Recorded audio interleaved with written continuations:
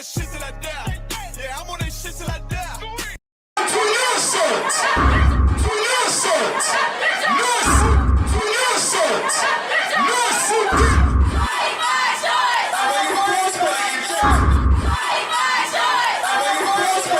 Tell me she sick. I say I wonder why.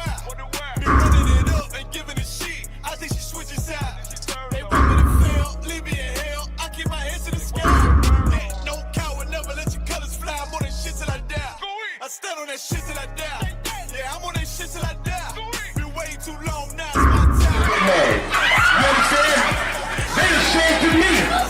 If you see me forgiving them, you forgive them too.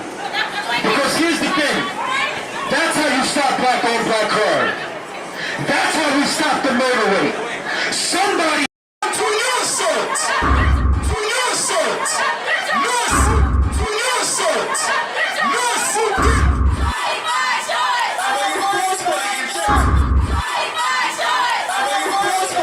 Tell me she sick. I say I wonder why.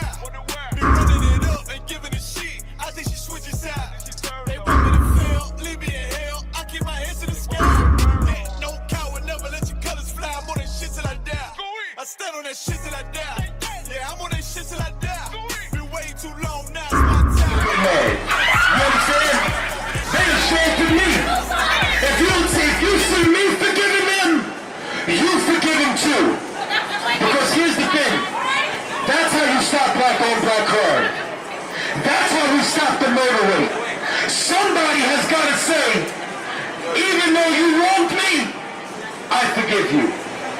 Somebody has to say that, you know what? I'm not ISUPK.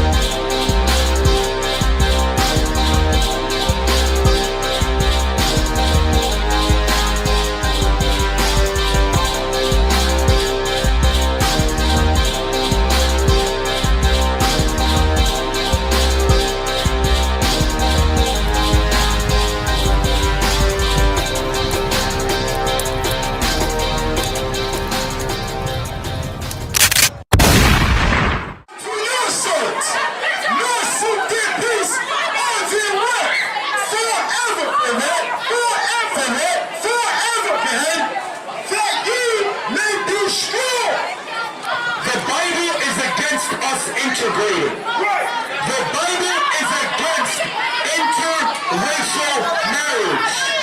And now here's why. Serena Williams, I want you to think about this. Think about how much racism Serena Williams fought.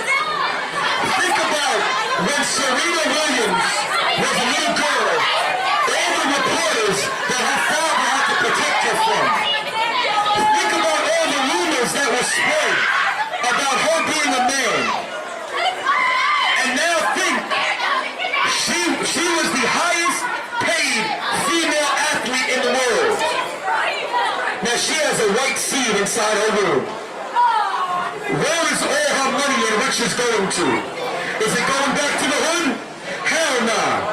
It's going straight back to our oppressor. Now check this out. What's 3 blocks down the road in this way? What'd you say? Chinatown. Where's Niggertown? Now let me ask you something. Anybody called Chinatown racist? I said this earlier, I'm gonna say it again. Has anyone ever called Chinatown racist? Never. Yo, let me ask y'all something.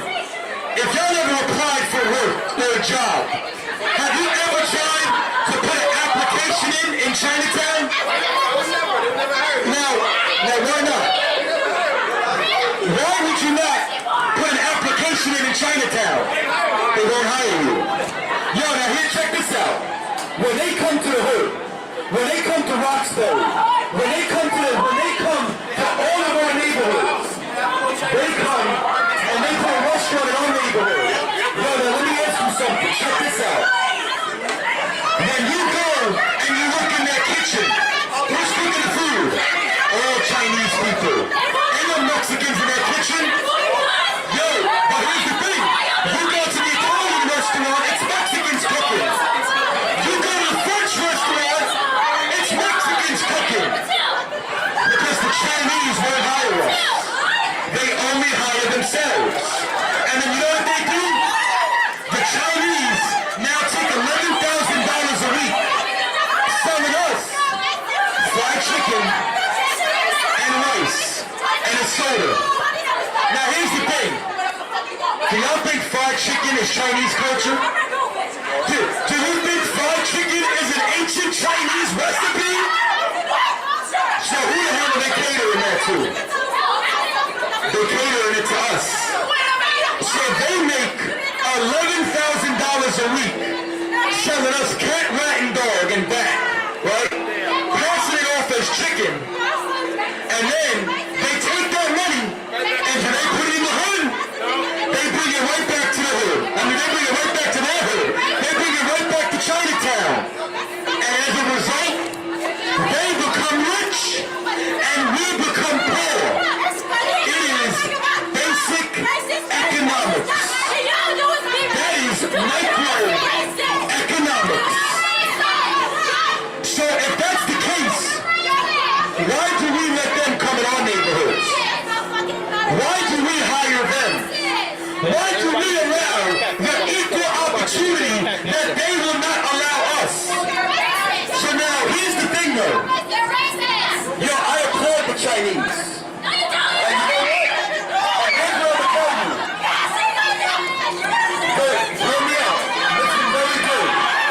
The Chinese have a right to do this.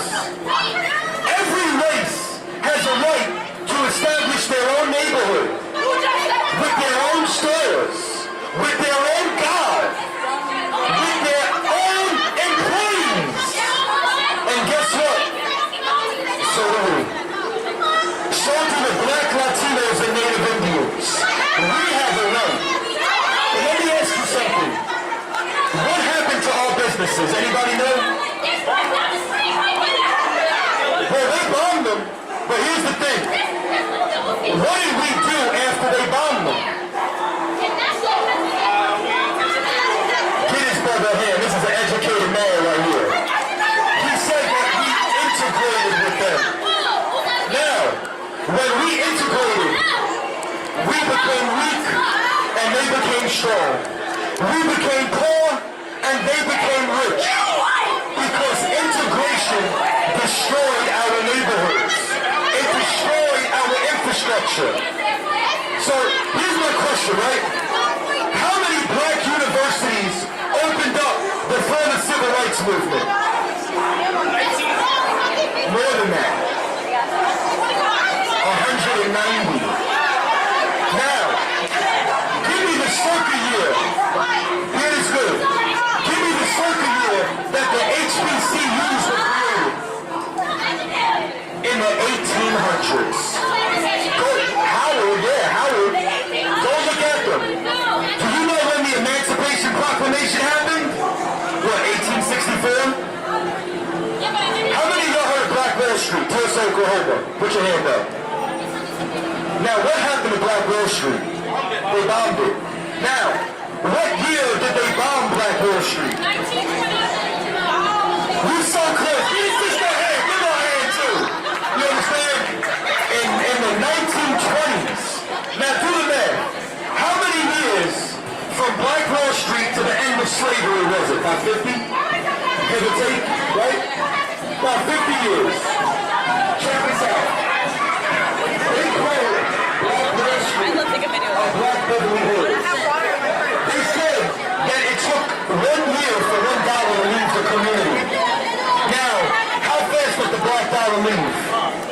Every second. Every millisecond. We're missing all of that. Now, in Black Wall Street, it was black lawyers' offices, grocery stores, airlines, doctors. And you want to know why? because we could not go to the right doctor.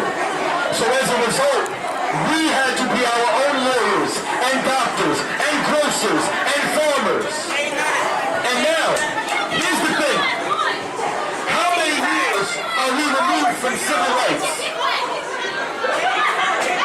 About 50 years, no? 50, 60 years?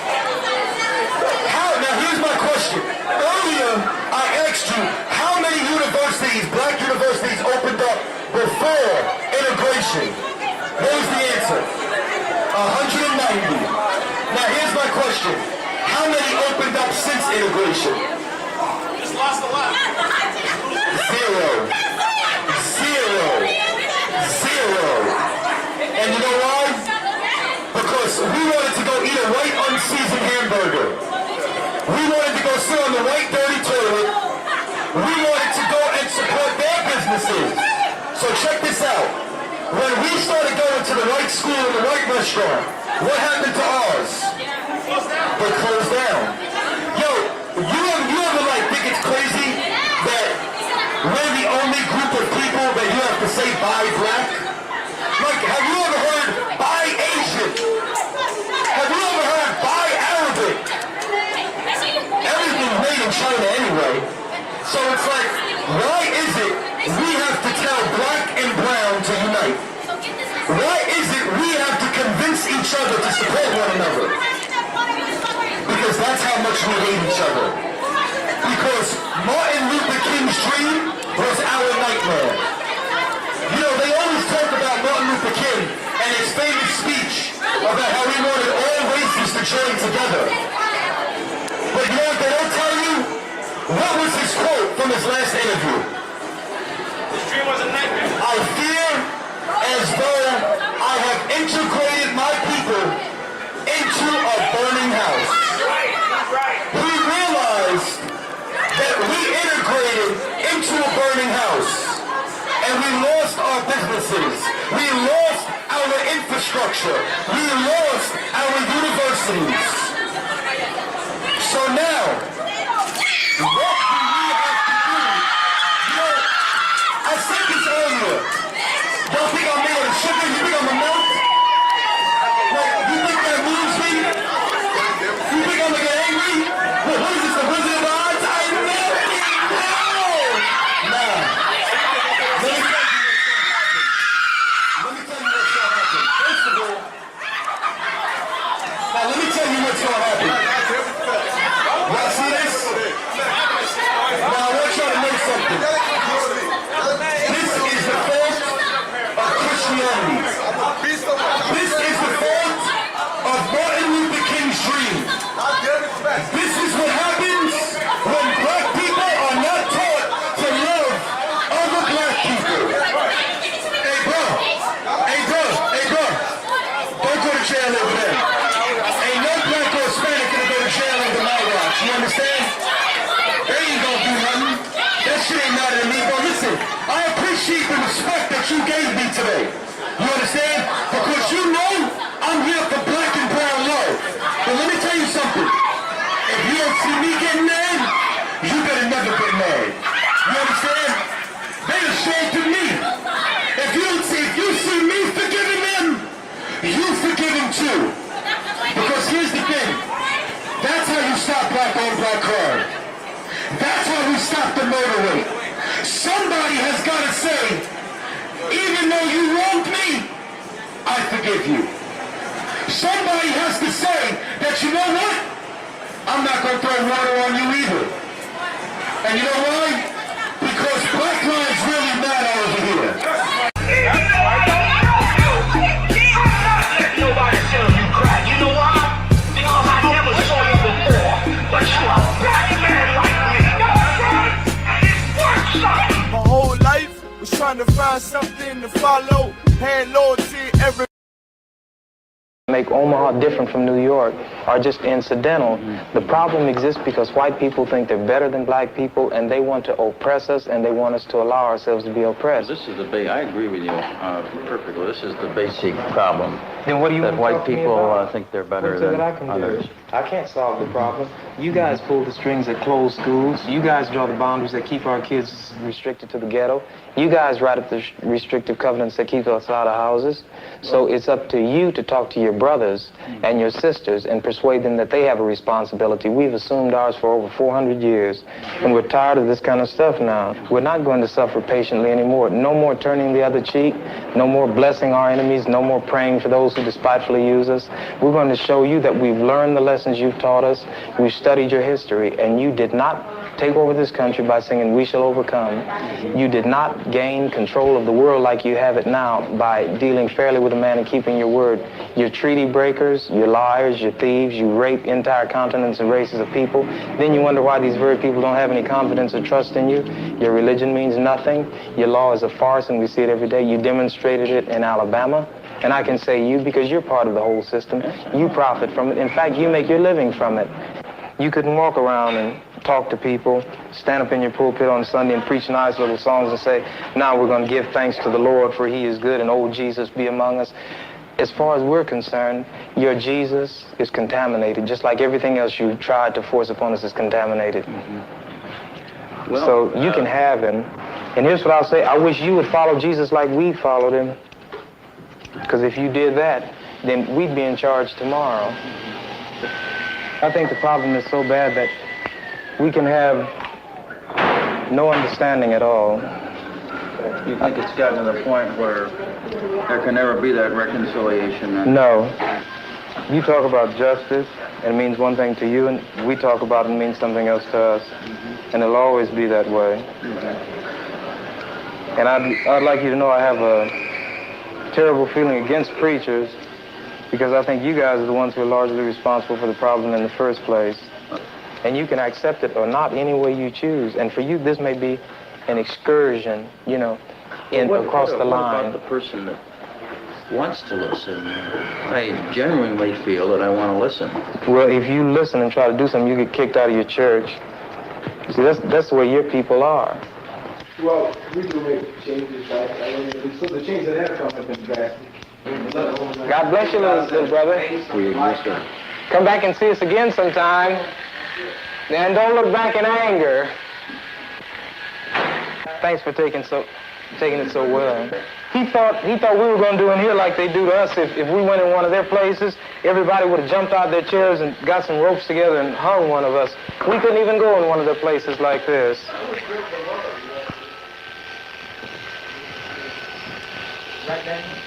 Yeah. Right.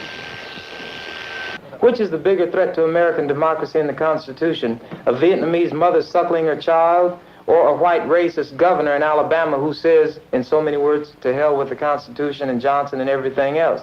Which is the greater threat to democracy? This is true. These people have a kind of self-deception. You know, they believe, they circulate these myths so long that they've begun to believe them. And once you believe them, as they say, if you define a situation as being real, it will be real in its consequences. And this is just what's happened. They've come to actually believe this. And any evidence to the contrary, he's the exception. But the fact is, all the people who do struggle hard enough to accumulate a down payment, they do want something better for themselves and for their kids, and they hope that their neighbors will be the same kind of people that they are. A black man fights for the white man, not for himself. He tells you to bleed and you bleed. He said, go bleed in Korea for the white man, and you go bleed because you have to. He tells you to go to Vietnam or Lebanon or Laos, and we have to bleed. Then in Mississippi or Alabama or Omaha, Nebraska, where they're taking our rights and we know who the people are who are taking them, we don't have any blood then. We're radical. Just because we want to get the rights that we fight overseas for so the white man can have. We fight over there to defend his women and children and defend his land from attack. And while we're over there fighting for him, our own people are being attacked by the same white people over here we're supposed to be fighting to defend. Right. Everybody's got something to fight for, right? You got the rights that you fought for. Do you feel that?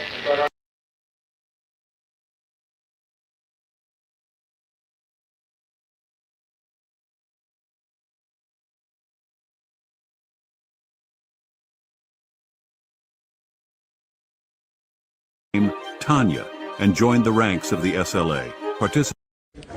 In 1974, Patricia Hearst, the heiress to the media empire of the Hearst family, was kidnapped by the leftist armed group known as the SLA.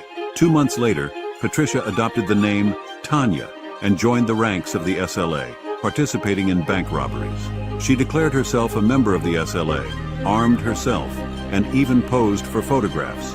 After the FBI's armed confrontation with the SLA, Patricia was arrested following her year-and-a-half-long fugitive period. She faced charges of armed robbery and terrorism. Patricia shocked the United States with her statement that she was innocent because everything was an action carried out under the influence of SLA. Patricia's case became a prominent example of the phenomenon known as the Stockholm Syndrome, where hostages sympathize with or even join their captors due to brainwashing or survival instincts. In 1974, Patricia Hearst, the heiress to the media empire of the Hearst family, was kidnapped by the leftist armed group known as the SLA.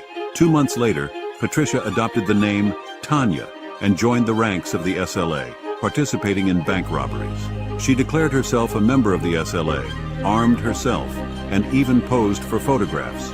After the FBI's armed confrontation with the SLA, Patricia was arrested following her year-and-a-half-long fugitive period. She faced charges of armed robbery and terrorism. Patricia shocked the United States with her statement that she was innocent because everything was an action carried out under the influence of SLA. Patricia's case became a prominent example of the phenomenon known as the Stockholm Syndrome, where hostages sympathize with or even join their captors due to brainwashing or survival instincts. In 1974,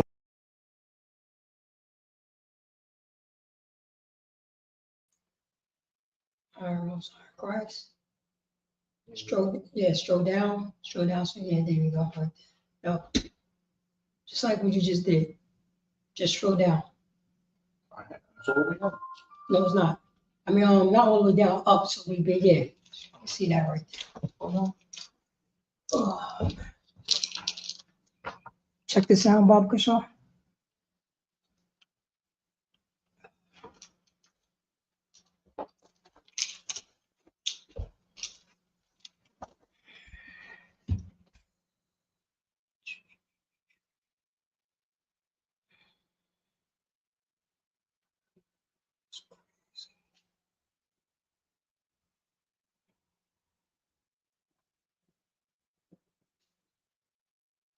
Give me a testing.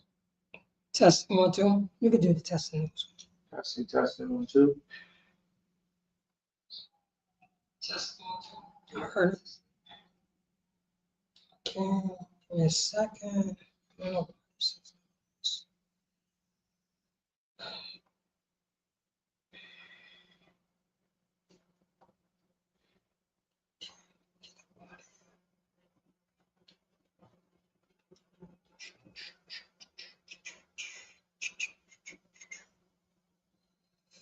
Go to the next one.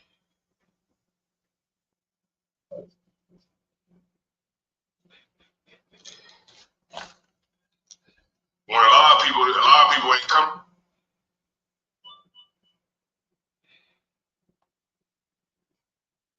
Okay. Sorry. Let's put this right here. Go live.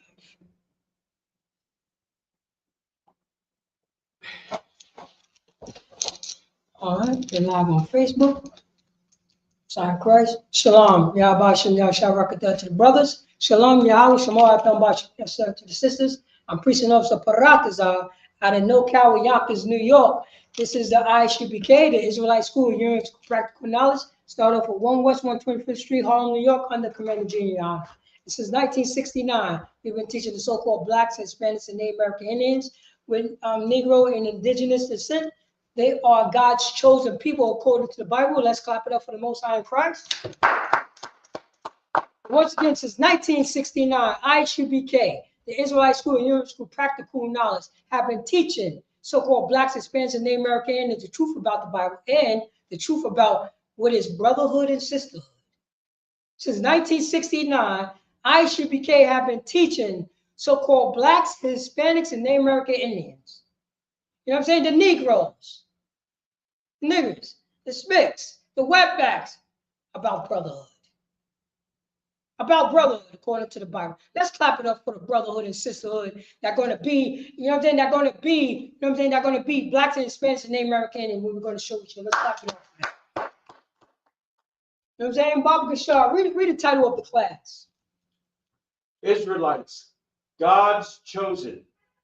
First be reconciled to thy brother is brotherhood and sisterhood. That's right. Israelites, God's chosen. First be reconciled to thy brother is brotherhood and sisterhood. It's brotherhood and sisterhood.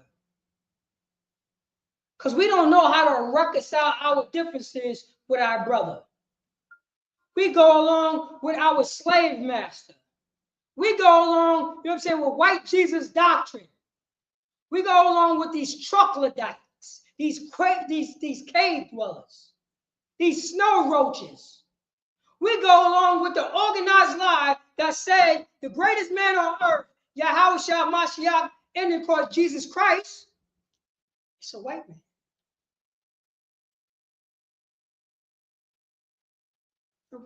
You know that they teach that, you know what I'm saying, Yahweh Mashiach, and of course Jesus Christ is a Caucasian man.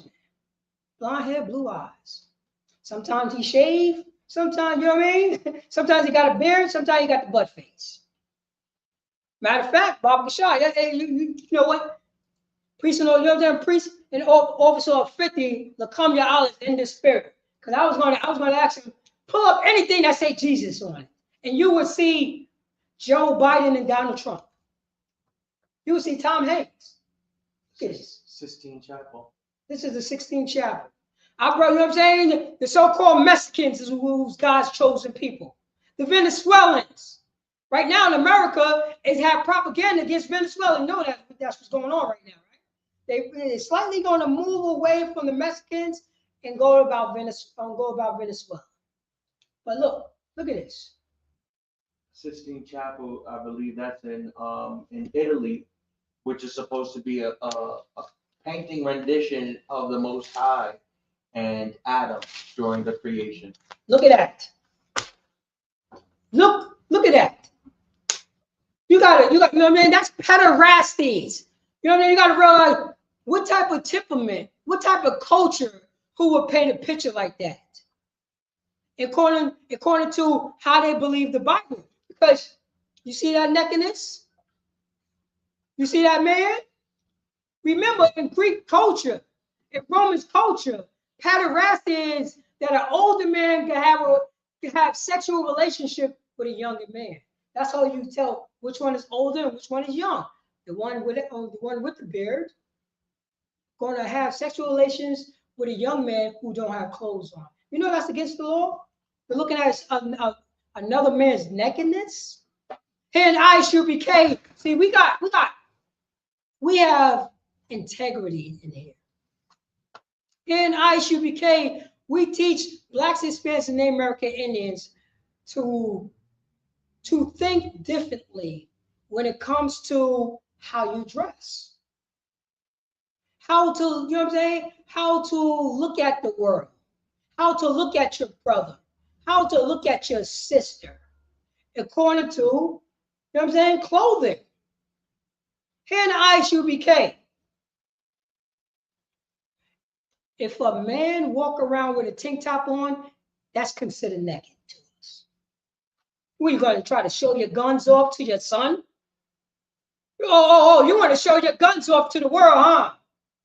You want to show your arms. You want to be Diesel, huh? You know what I'm saying?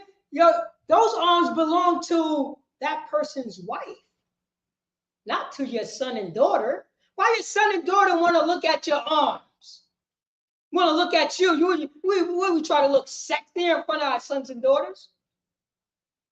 That's for his wife.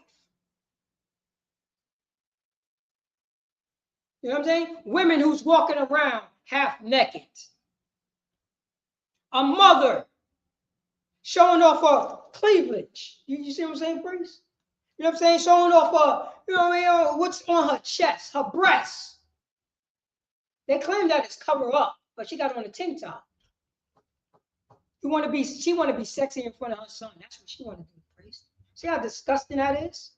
With no standards. We got standards of pull up this 16 chapel, Baba Gashar. That's our standard right there. Look how perverted that is. We learned that from our oppressor, blacks, Hispanics, and Native American Indians. So, matter of fact, I'm just going to turn this around for Facebook. Look at that right there. No, I need you to blow that up right there so Facebook can see. That's it right there. When our standards became, you know what I'm saying, perverted, because we want to follow behind our oppressor. We want to follow behind the Joe Biden and white Jesus doctrine and Donald Trump doctrine. We want to follow, you know what I'm saying? We want to follow behind our former slave master. His standards of beauty, his standards of nakedness, or not nakedness, his philosophy. This is what we do. You can take that off. Yes. Okay. Let's go, you know what I mean? Matter of fact, let's go go to the scripture. Matter of fact, pull Psalms chapter 91, verse 2. Look at Psalms chapter 91, verse 2. That Christian church said this is done away with. The Christian church said this is done away with.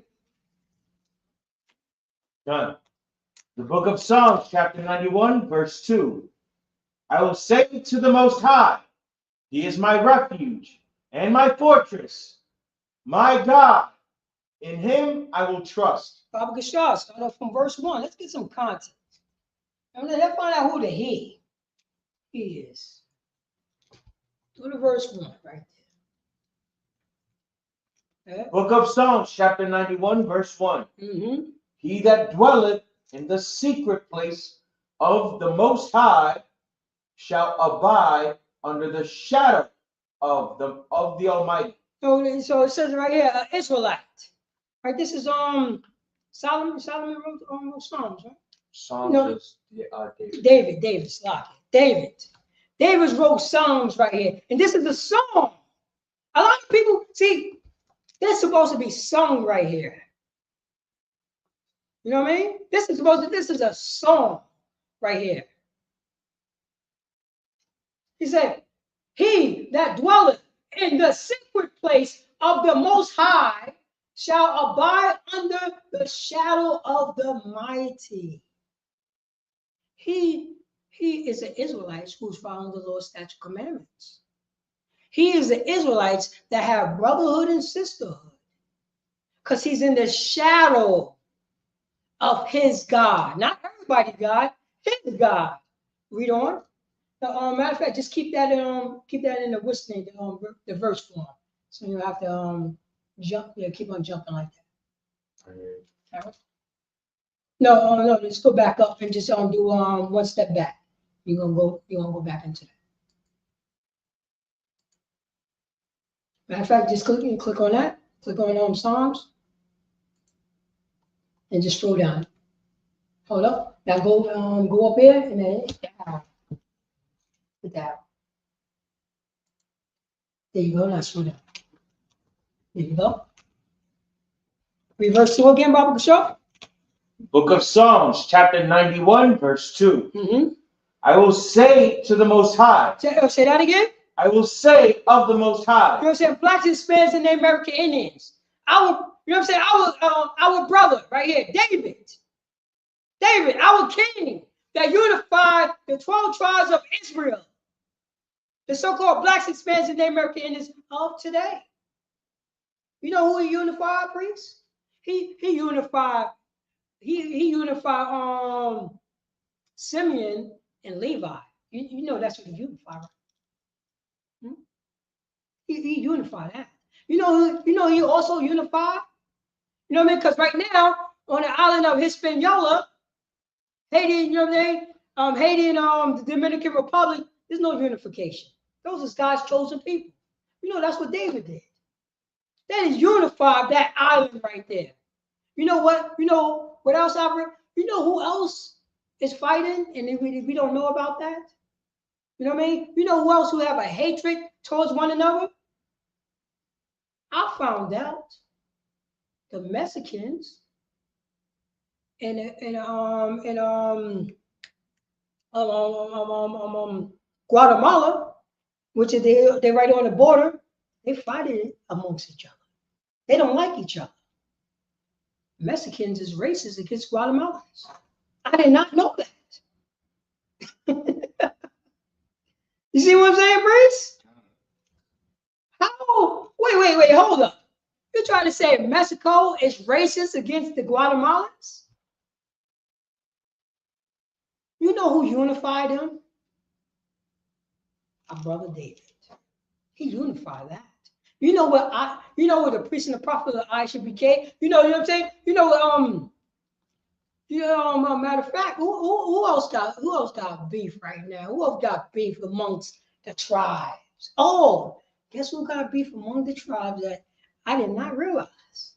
You won't believe it. You won't believe it. You ready for this? The North American Indians. Guess who they got beef against? The Mexicans. Same people. Yeah. I'm like, wait, hold on. They got beef against them? They got beef against them, priests. The Gadites, you already know, even the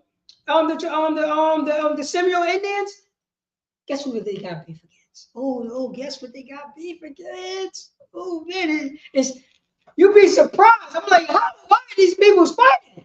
It don't make any sense. At this moment in time,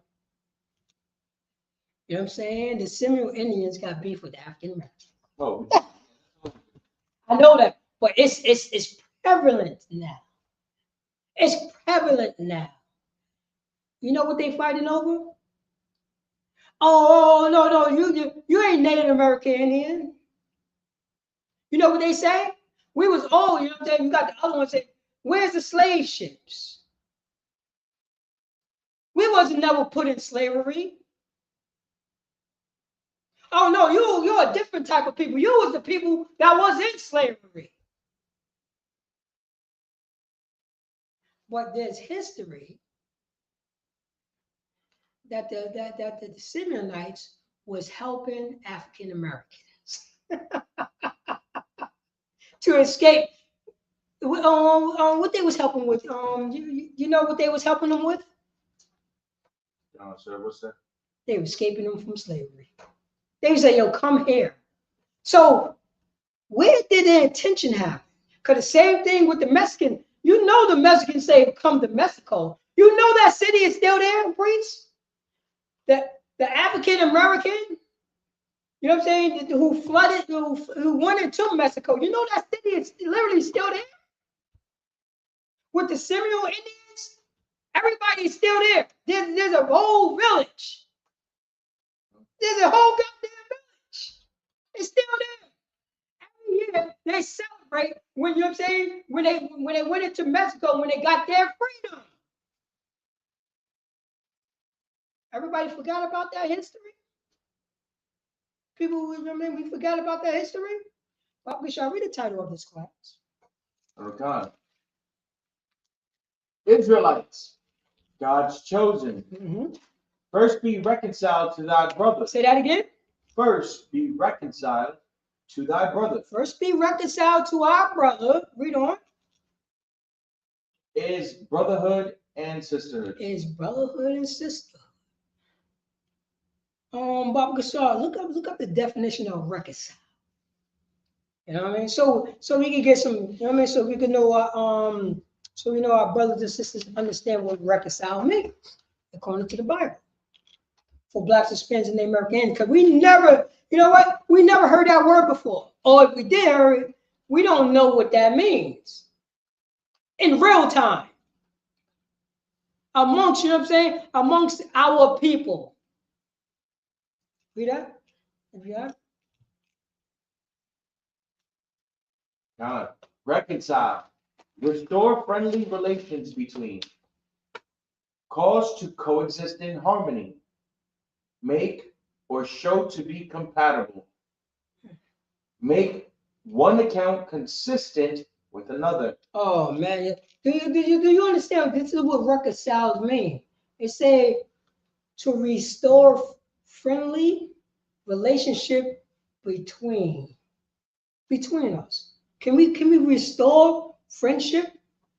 You know what I mean? Can the Haitian restore friendship with the Dominicans? I think it could be done, please. It could be done. You know what I'm saying? Can the Guatemalans restore, you know what I'm saying, friendship with the Mexicans? Yes.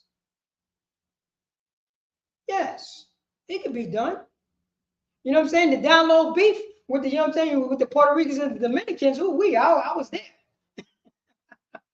I was there. Can we reconcile our differences? Because it could be done. You know who say that it can be done? Our king say it can be done. Our king. Our king, you know what I'm saying, read this scripture in Psalms. Let's go back to Psalms 91 verse 2. Let's go back to Psalms, you know what I'm saying? Chapter 91 verse 2. Go ahead, Bible show. Okay. Book of Psalms, chapter 91 and verse 2. Mm-hmm. I will say of the Most High. I will say unto the Lord, the Most High. Read on. He is my refuge. He is what? My refuge. Oh man, a place of safety. Sanctuary. Sanctuary. A place where differences could be ironed out. You see what I'm saying? A place will be understanding, a place of empathy, a place of forgiveness. You see what I'm saying? That's what, you know what I mean? That's what the refuge that, you know what I mean? That he's talking about. Read on. And my fortress. And what? And my fortress. Oh man, not only is a refuge, a place that we can iron out our differences, it's a place that we will have protection. A fortress. A fortress. A place that if I'm hungry, I could get some food. A place that, if you know what I'm saying, if priest and officer Paratazar is, you know what I'm saying, have a garden, he won't say anything. If priest and officer Lacomia, I'll come through and pick some tomatoes. Some of that Scotch bonnet pepper when you want to put it in his soup. I'm not going to say anything because not only is it a refuge, it's a fortress. It's something that our brotherhood and sisterhood will be protected from. You see what I'm saying? Oh, go get some mangoes. You know what? I let the mango tree grow over my gate. If you come along, you know what I'm saying, to your house, you pluck a mango. You want a mango? Get a mango. But right, what's going on in 2025 now? Because you know what I'm saying, if you read in Deuteronomy, I think it's if I'm not mistaken, chapter 15, it said that the people is not to cut down, you know what I'm saying? I'm just paraphrasing. They're not allowed, you know what I'm saying? The farmers is not to cut down the trees, you know, whatever. Leave that for the poor. Leave it for the goddamn poor. If you got extra, you know what I'm saying? You got extra cattle, give that to the goddamn poor. You got plenty of food, you got plenty of cattle, give it to the poor. It's a law, priest. You understand? Yeah. But in the American Constitution, you know it's not a law to take care of take care of the poor. You know that. It's not a God-given right for the poor to be taken care of. You know that that's in American Constitution. It's not there. It's not there at all. Read on. Okay. He is my refuge and my fortress. Go on. My God. In him will I trust. And say that again. In him will I trust. My God. In the Most High, I would trust. Your priest, if we trust us, we're gonna be selfish in the mug. You know that, right? If you trust, you know what I mean? If you trust us, especially being somebody who follow our oppressor, we're gonna celebrate Halloween. That's what we're gonna do. We're gonna celebrate, you know what I mean? We're gonna celebrate the slaughter of our brothers, the North American Indians, on Thanksgiving, and eat pork at the same time and pray over the pork. Because like Jesus said, it's okay to pray over the pork. Donald Trump said it's okay to pray over the pork.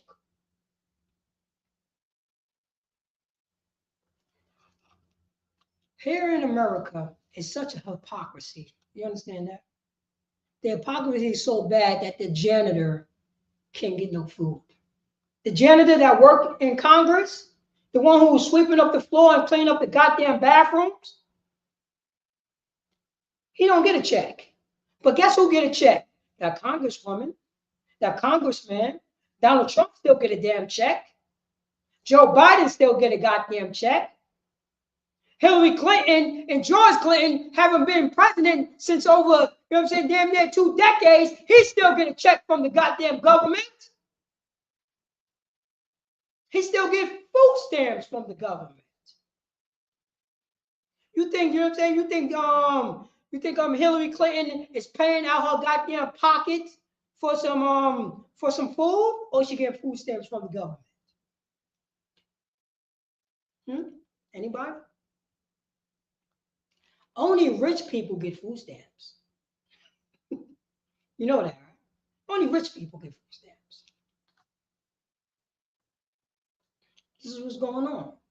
Because here in America, America is about mine. Everybody forget about how America is, how our oppressor is, how Donald Trump and an American school system is. Good guys finish last. You heard that, right? No good deed go on unpunished. Think about that. That's crazy, right? It's crazy. You taking my kindness for what, priest? What they say? For weakness.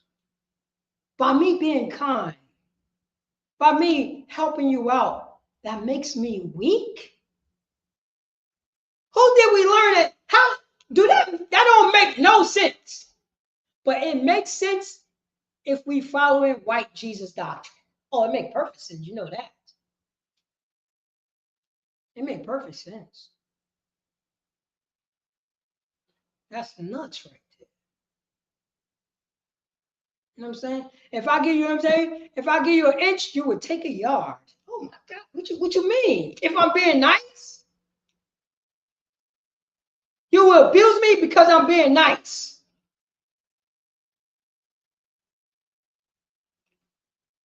You will abuse me because I'm being nice.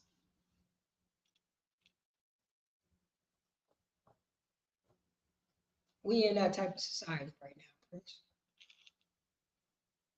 It says it right here.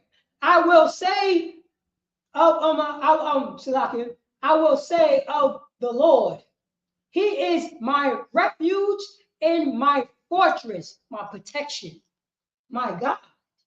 Not everybody's God. The Blacks, Hispanics, and Native American Indians' God. And that's what we got to look towards. Not to ourselves, to our fortress, to our refuge. And our refuge is the Most High God. In Him will I trust. Because He gave the Lord statute commandments. He taught us about brotherhood and sisterhood. According to the Lord. Not according to what we say. According to what it says on the paper. And Yahweh Shah Mashiach, in court Jesus Christ, He also taught that. He also taught that. To iron out all differences with your brother at the, you know what I'm saying, at the refuge. The protection, you know, the protection from what? The fortress. Matter of fact, you could drop that, Bob Gashar. Let's go to Matthew chapter 5, verse 1. Let's go to Matthew chapter 5, verse 1 for Blacks, Hispanics, and the American Indians. Because I'm only talking about brotherhood and sisterhood. I'm talking about it's a great time to iron out our differences. It's a great time for, you know what I'm saying, in Chicago, you know, I played it hundreds of times. It says, yo, you believe this, priest? They had in Chicago, right? They had gangbangers saying Donald Trump need to get rid of the immigrants. Gangbangers, drug dealers, unalivers. They had black former inmates for Donald Trump.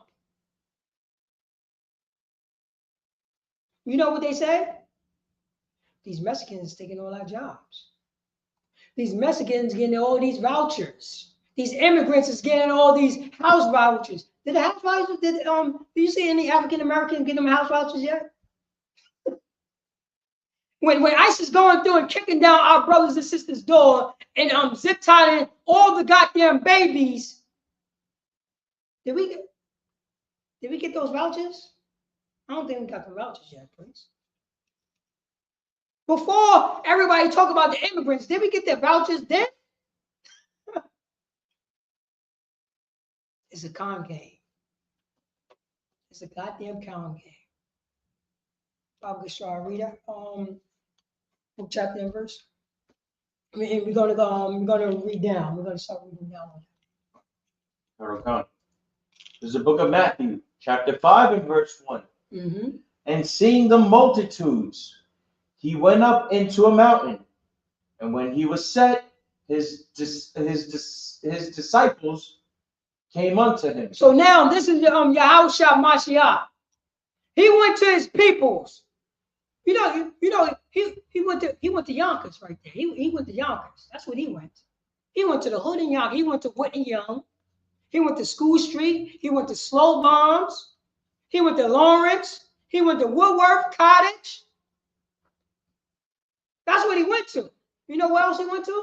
He went to Brownsville, East Harlem, Bed-Stuy, Do or Die.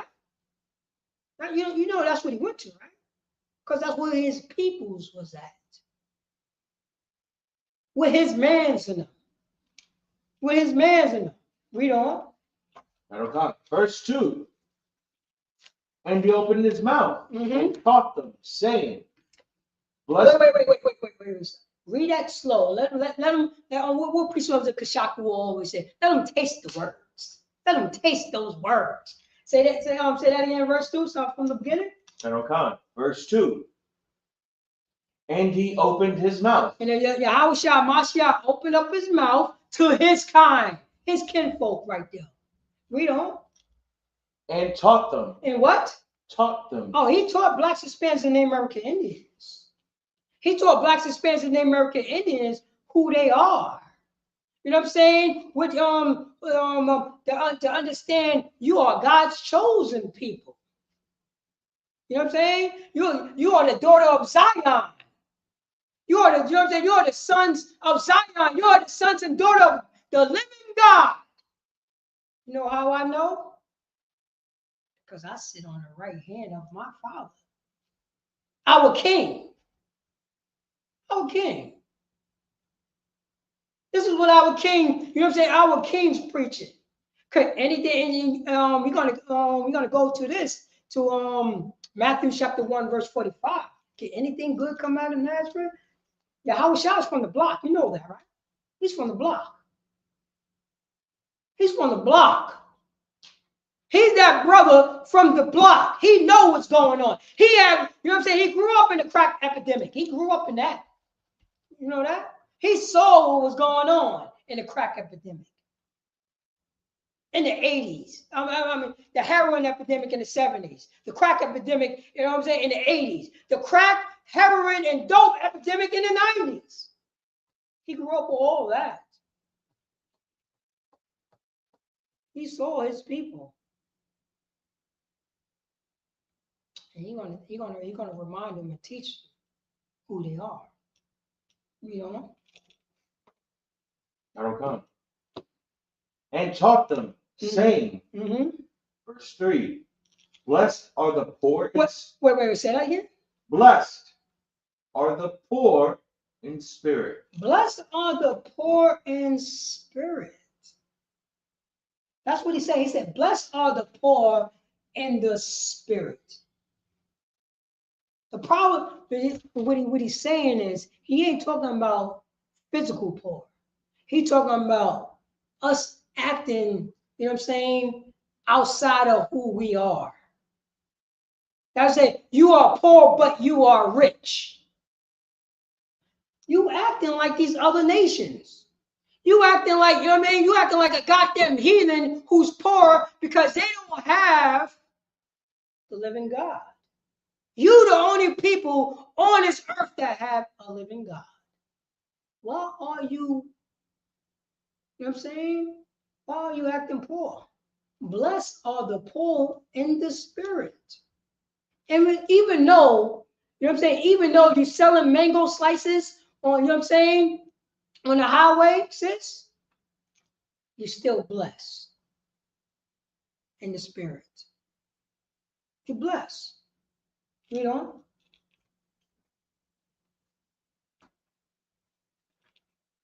Bible shall read on. For theirs is the kingdom of heaven. For what? For theirs is the kingdom of heaven. They are, you know what I'm saying, the poor. Is, you know what I'm saying? For there is the kingdom of heaven. Read on. Verse 4. Blessed are they that mourn. Say that again. Blessed are they that mourn. Blessed are they that mourn. Plenty of times we don't feel blessed. We feel like that, you know what I'm saying? We crying. We don't know when our bills is being paid. You know what I'm saying? Our you know what I'm saying? Our sons, our daughters, our mothers is, you know what I'm saying, physically cannot move. Constantly crying. Mind is racing all day, every day. Cannot go to sleep. But we are blessed. Our King saying this. We are blessed. Blessed are they that mourn. Read on. For they shall be comforted. For what? For they shall be comforted. This is the time for us to be comforted. Yes, we mourn it. But we got brothers and sisters out there. The priest and the prophet of ISUPK that's out there that want to comfort our people. Too many, you know what I mean? Too many long days that we, you know what I'm saying, we're going through mourning. Too many days we fighting amongst each other. Too many days that we're crying and don't know when the next meal is coming. Too many days our sisters is getting violated. The number one kidnapped group is in North America. Nobody don't care about her. Nobody care about the North American Indian women that get kidnapped every goddamn second. Every second. The number two woman, it says African American. The number third is the Hispanic goddamn woman. What type of games are we playing? Nobody cares about us.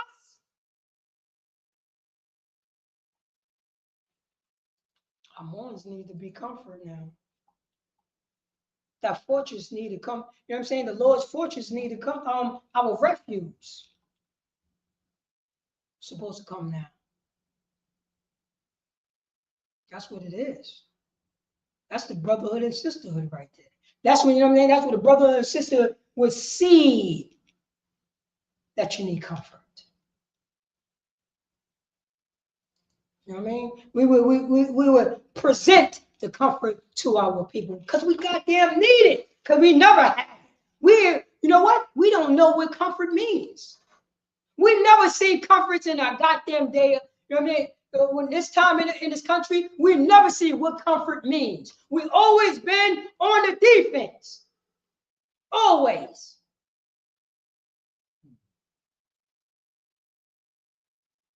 You know what I'm saying? Puerto Rico need comfort. They say Puerto Rico, they think you know what our oppressors think here in America?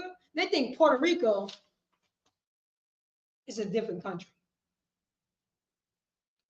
They look at Puerto Ricans a different country. A different country. This is how, you know what I mean, how we're crying in the morning and we need the comfort from the Most High our power. Because the problem was Puerto Rico was looking towards Donald Trump and Joe Biden in America for what? For comfort. Meanwhile, Puerto Rico, out of all the people, African Americans and Puerto Ricans know how this beast get down. You know what I mean? We didn't. I'm gonna let you know. Puerto Ricans, so-called Puerto Ricans, and so-called African Americans, we should be at the goddamn hip because we know we was there getting our teeth kicked in all day, every day. We know how this Blanquito get down. We was there. But then again, we're gonna act like it never happened. We're gonna apologize to our slave master. We're gonna apologize to white Jesus because he hurt his boots on our teeth. That's what happens. It says it right. It says it right here. Blessed are they that mourns, that cry, that's crying, for they shall be comforted. Blacks, Hispanics, and Native American Indians. We don't. I don't go. Verse 5. Blessed are the meek, for they shall inherit the earth. Say that again. Blessed are the meek. Blessed are the meek. Now, what do the scriptures talking about when it talk about meek? Let's find out. And priest, if you have that answer, just say that answer. What it mean when it say blessed are the meek? What do the meek when the Bible is talking about the meek? Okay. So I have the Strong's Concordance definition of the word. What's on Christ, right? So for meek, it's Strong's G 4239. Mm-hmm. And the definition is mildness of disposition. A disposition is someone's demeanor, their attitude, their proverbial aura, what they come off as, right? Gentleness of the spirit. Meekness towards the Most High is that disposition of spirit in which we accept his dealings with us as good, and therefore without disputing or resisting. And that's perfect right there. Blessed are the meek. Blessed are the Israelites blessed are those Israelites that's in the ISUPK who's going out and feeding their people, who believe in the Most High God, who believe that one, you know what I'm saying? That don't talk about, you know what I'm saying, the 3/3, you know what I mean? Talking about, you know what I'm saying? What they say, the 2/3, they're gonna be unalive. Preaching the prophet and ISUPK don't talk like that. Because we want everybody, all Israelites, to be in the kingdom.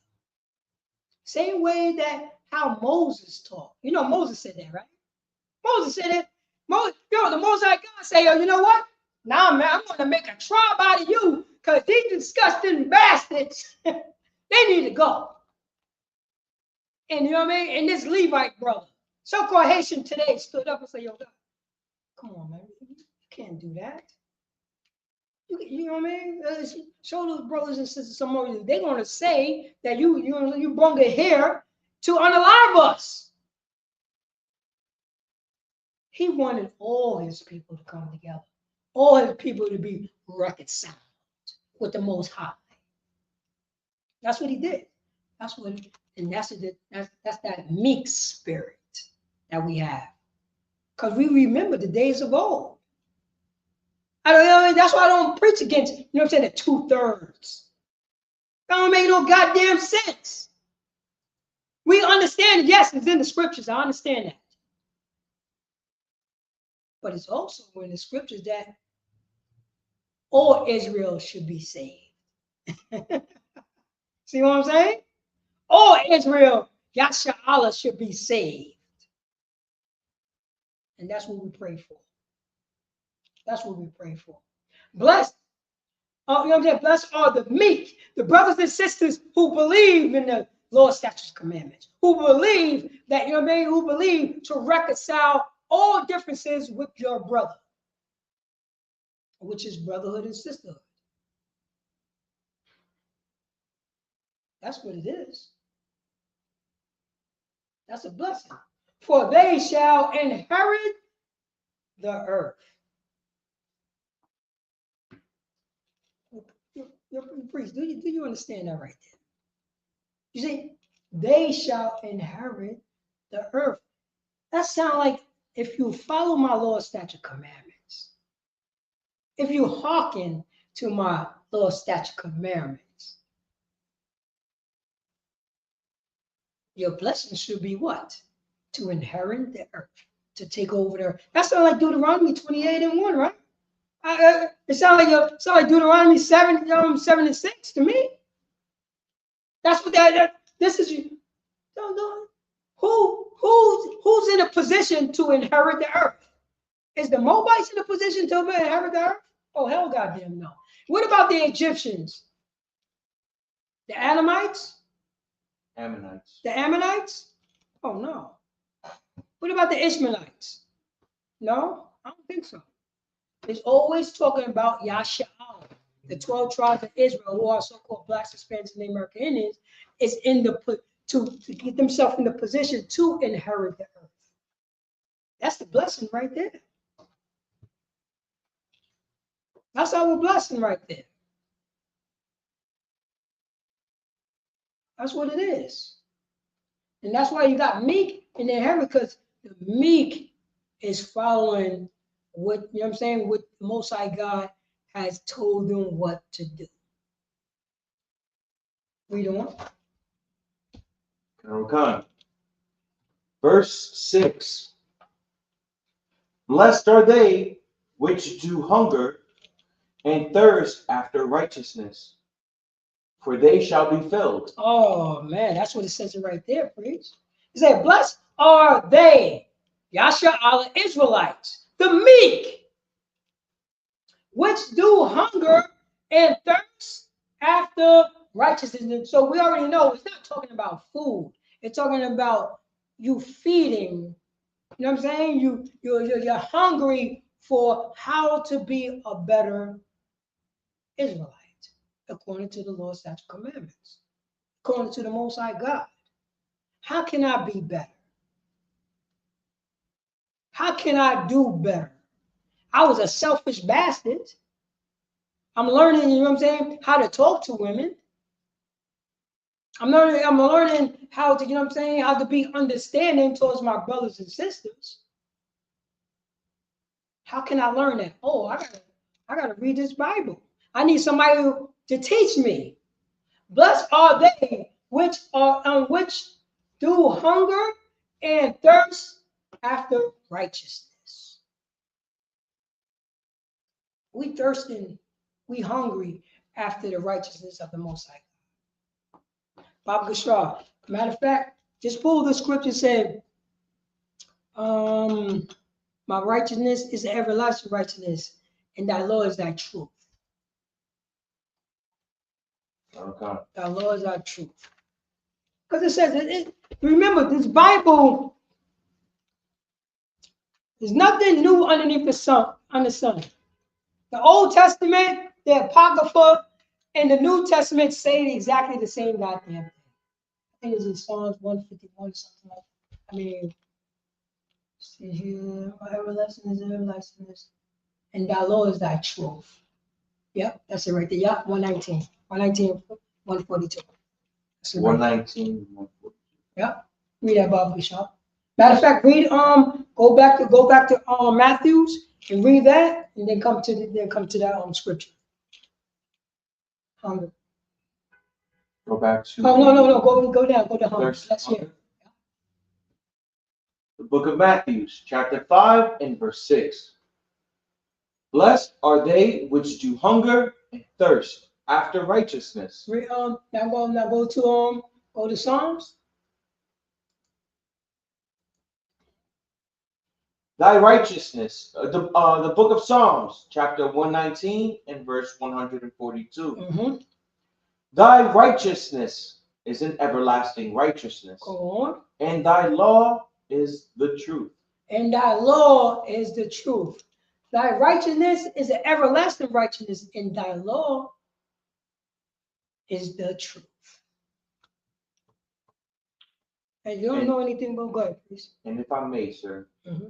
when it comes to Matthew's here, especially this, blessed are they which do hunger and thirst after righteousness. That means to go ahead and pursue righteousness and to fulfill the righteousness as you would in fulfilling your appetite. You can't live without eating. You can't live without drinking water, without any type of sustenance. Treat this word, treat the law, treat the Most High as any other nourishment in your body. And only then will you be filled. Because we see a lot of people that are the walking dead. That's right. We see people that are spiritually starving. We see people that are spiritually gone. We go to 125th and Lexington here in Harlem, and that's zombie central. There's a lot of people over there that are just spiritually dead because they have starved themselves from righteousness. And we help provide that bread back to them. We help provide that water back to them. We help provide that sustenance. Every time we teach them, every time we do a clothing drive, every time we do a food drive, every time we show them brotherhood and sisterhood over there, where we negate ourselves, we deal with the temperature out there. That's right. With the gangbangers. We deal with the law. We deal with everything that goes on in the environment so that we can present that bread of life for them so that they no longer have to hunger. No, that's right. And you're saying is dropping it so hard, body one west, because that's exactly what Yahweh is talking about. Our King is talking about a reminder. That's why he's going on the streets. He's going on the streets. That's what Yahweh and his men did them going on the streets and telling them this right here. You got a hunger for this stuff right here. Or we're going to fall into captivity once again. Yasha'al. Read on Baba Bishop. Start from 6 again and just read that. The book of Matthew, chapter 5 and verse 6. Blessed are they which do hunger and thirst after righteousness. Go on. For they shall be filled. For they shall be filled. Oh man, we're going to fill you up right here. If you're willing and ready, you know what I'm saying, to be hungry after this righteousness right here. If you're willing to ready to reconcile your differences with your brothers and sisters. Are you ready for that? Because once you're ready for that, now you're going to be filled. You're not going to be filled with negativity. You're going to be filled with understanding about forgiveness, about brotherhood and sisterhood, about the Most High God, about you're going to be fulfilled now and strong to realize that I don't have to celebrate the 4th of July. I don't have to celebrate Halloween. It's against God's law to celebrate this stuff. Why? You know what I'm saying? What moral compass is coming out of Halloween? What moral compass come out of the 4th of July and Thanksgiving? But there's a moral compass coming out of Memorial blowing out the trumpet. The Day of Atonement. You know what I'm saying? The Feast of Tabernacles. Oh, that's in God's laws right there. But somebody told me, I think White Jesus Doctor told me that that's all done away with. So, you know what I'm saying? By me following White Jesus doctrine, I could say Jesus was born on December 21st. I can see that now. Because White Jesus doctrine said it. Am I right? Yeah. White Jesus doctrine said I could put a Christmas tree in my house and bring it presents. White Jesus doctrine said that. White Jesus doctrine say I could celebrate Thanksgiving because white Jesus doctrine have destroyed the North American Indians. And I can pray over the book.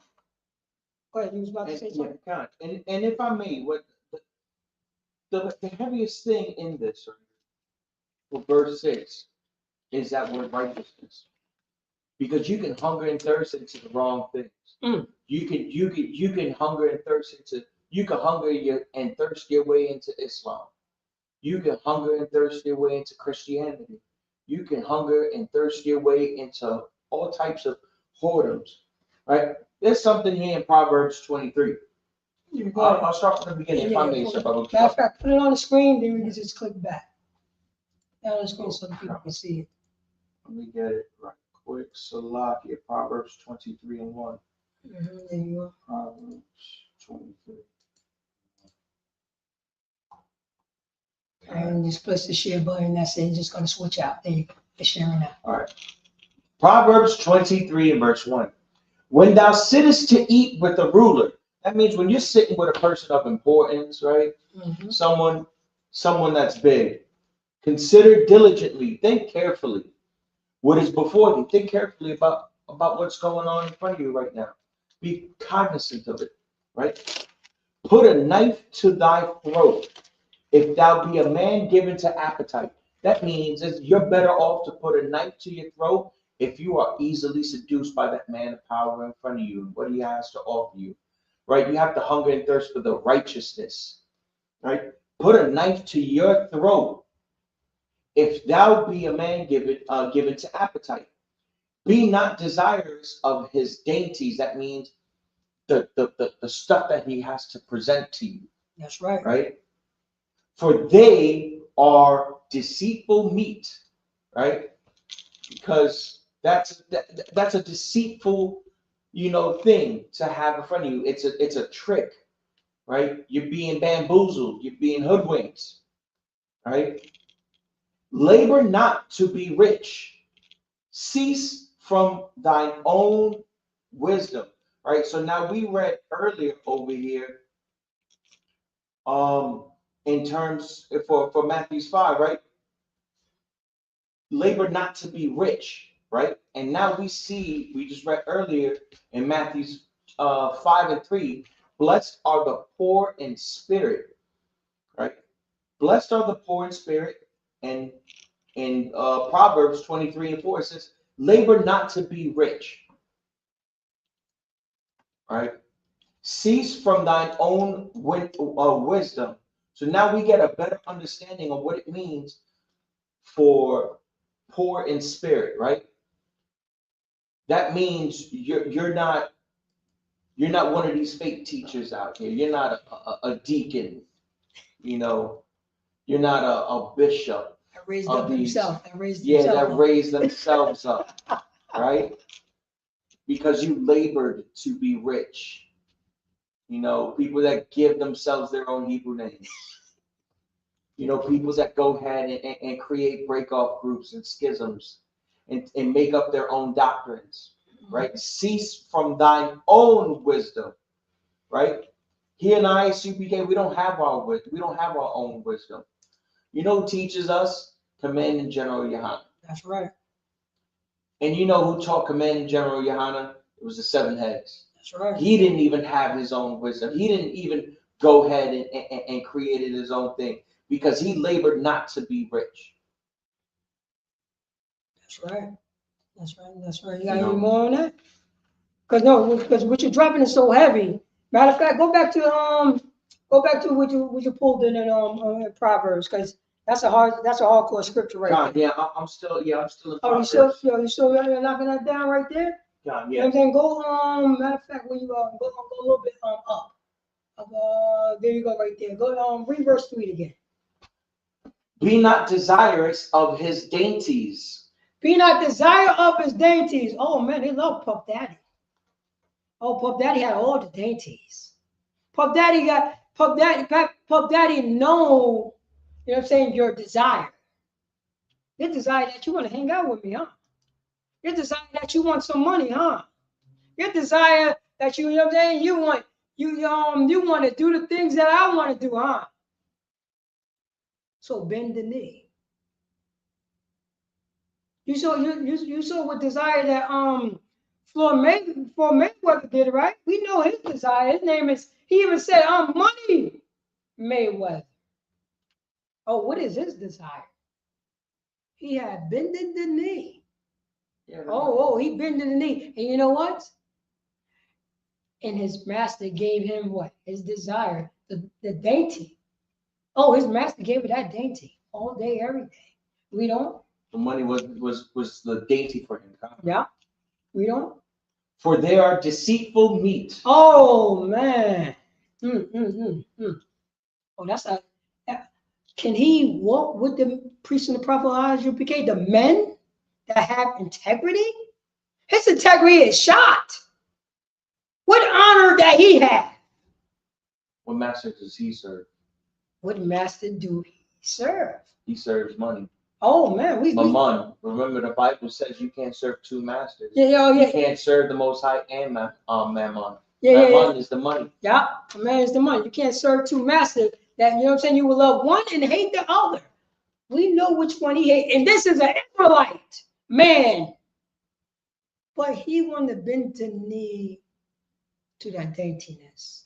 He don't want the responsibility to say no. I don't got nothing to do with you, because he don't know who he is. But guess what? He grew up on the block. He been around our oppressor too long. Same thing. You saw what happened to Nick Cannon?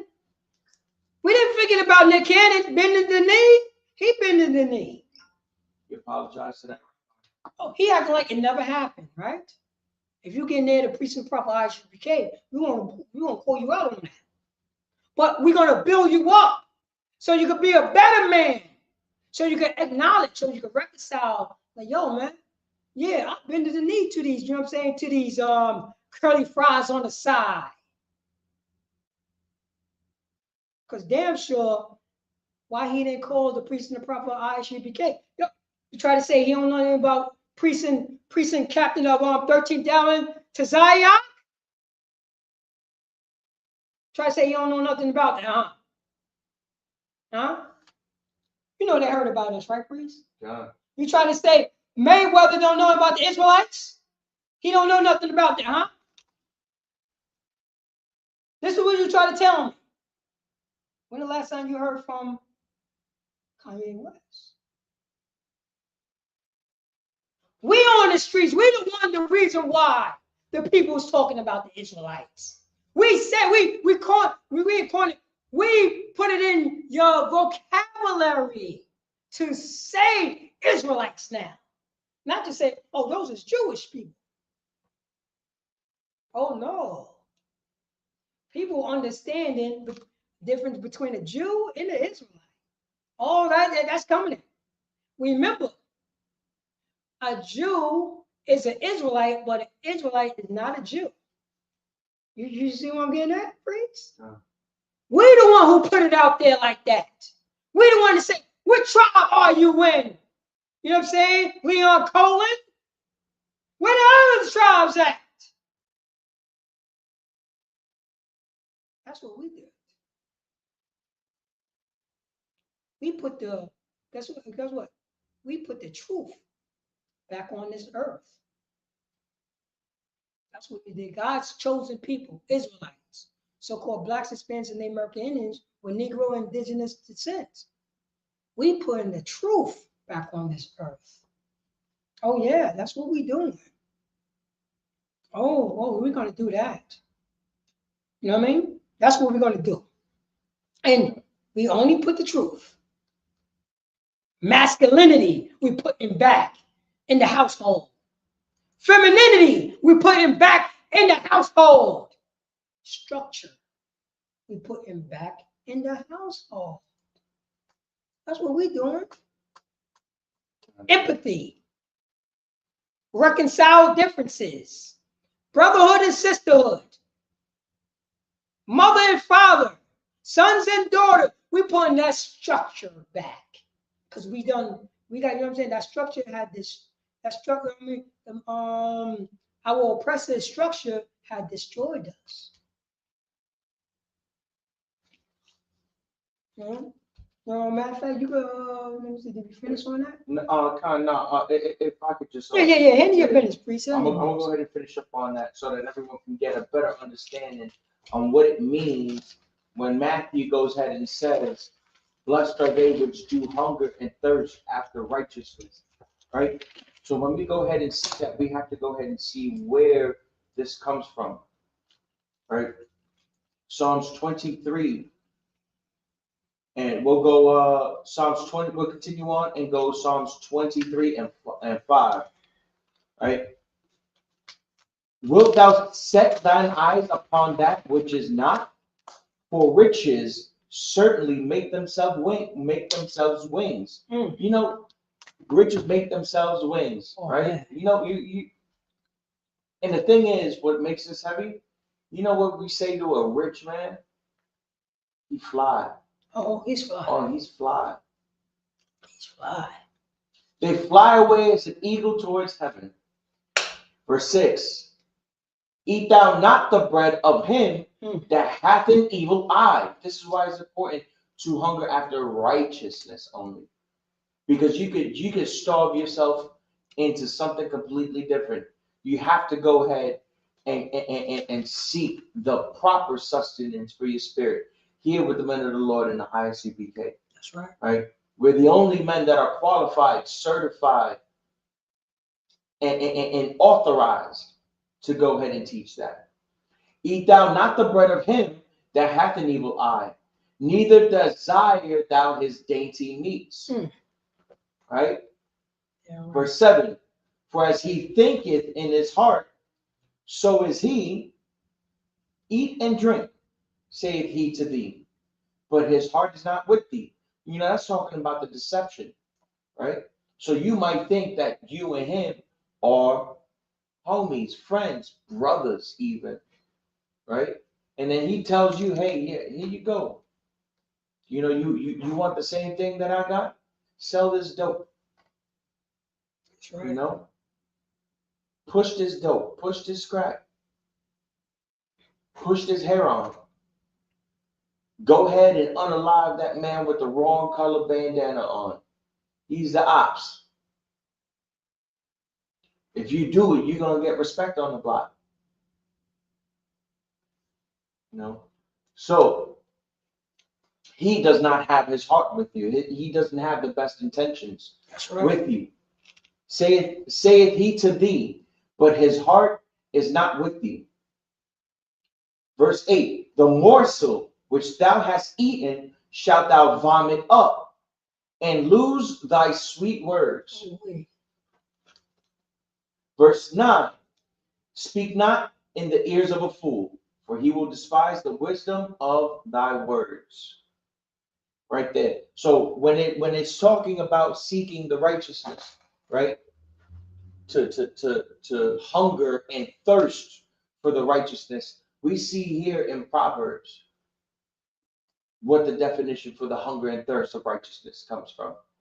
What it means to stay away from those that are deceitful, to stay away from those that will go ahead and put you in a position where you'll be destroyed, not physically, but spiritually also. That's right. And I land my plane on that, sir. Oh, no. You know what I'm saying? And what you're dropping is so hard body one west. Because that's, I mean, and this is the things that our oppressor does. Now, bro, our oppressor is a complete organized lie. Oh, the lie is so organized. It's waiting for somebody who's looking, you know what I'm saying, for that daintiness, that the seafood daintiness from us, because he don't know better. She don't know better. And now it's okay to eat pork. Now it's okay to celebrate, you know what I mean, celebrate your birthday because our slave master said so. That's the organized lie, priest. It's okay to say, I'm with the Jewish man that don't have a voice.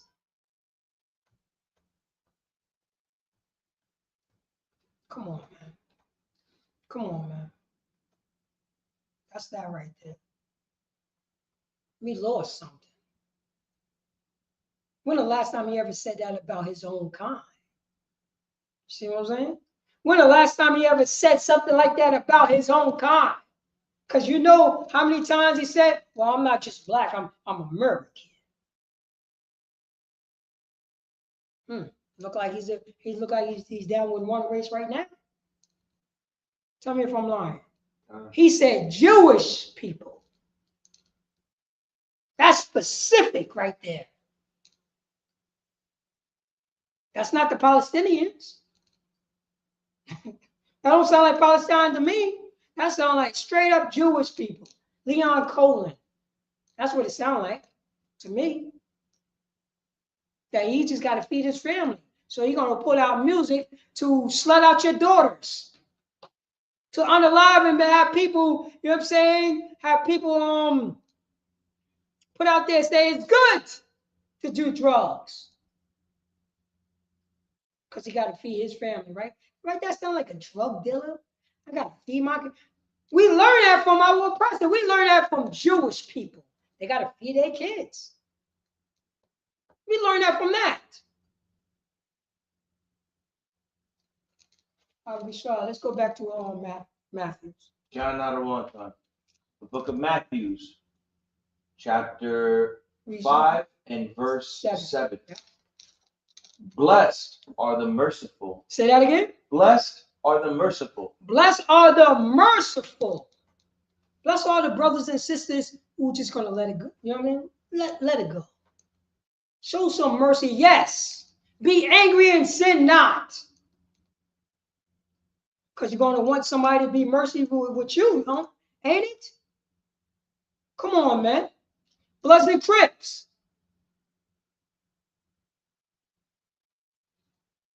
Are we going to have a truce? Can I walk down, you know what I'm saying, Bloods? Can I walk down your neighborhood wearing blue?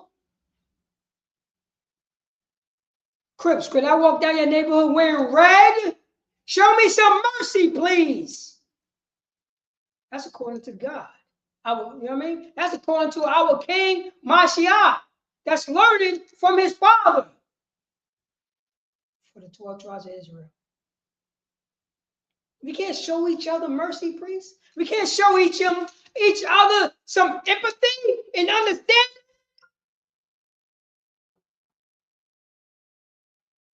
You know what I mean? I'm talking to all of y'all. I'm talking to every, you know what I'm saying? I'm talking about all the scattered. I'm talking to everybody on the face of the earth. Can we show each other some empathy? Did you know? Did you understand what I just did?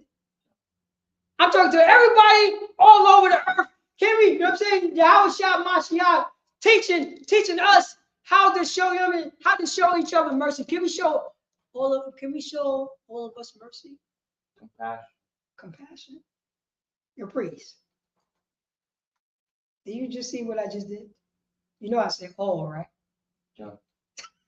Who do you think I'm speaking to? Because the context, everybody know at the beginning of class who I'm talking to. If I'm start using all, you know what I'm saying?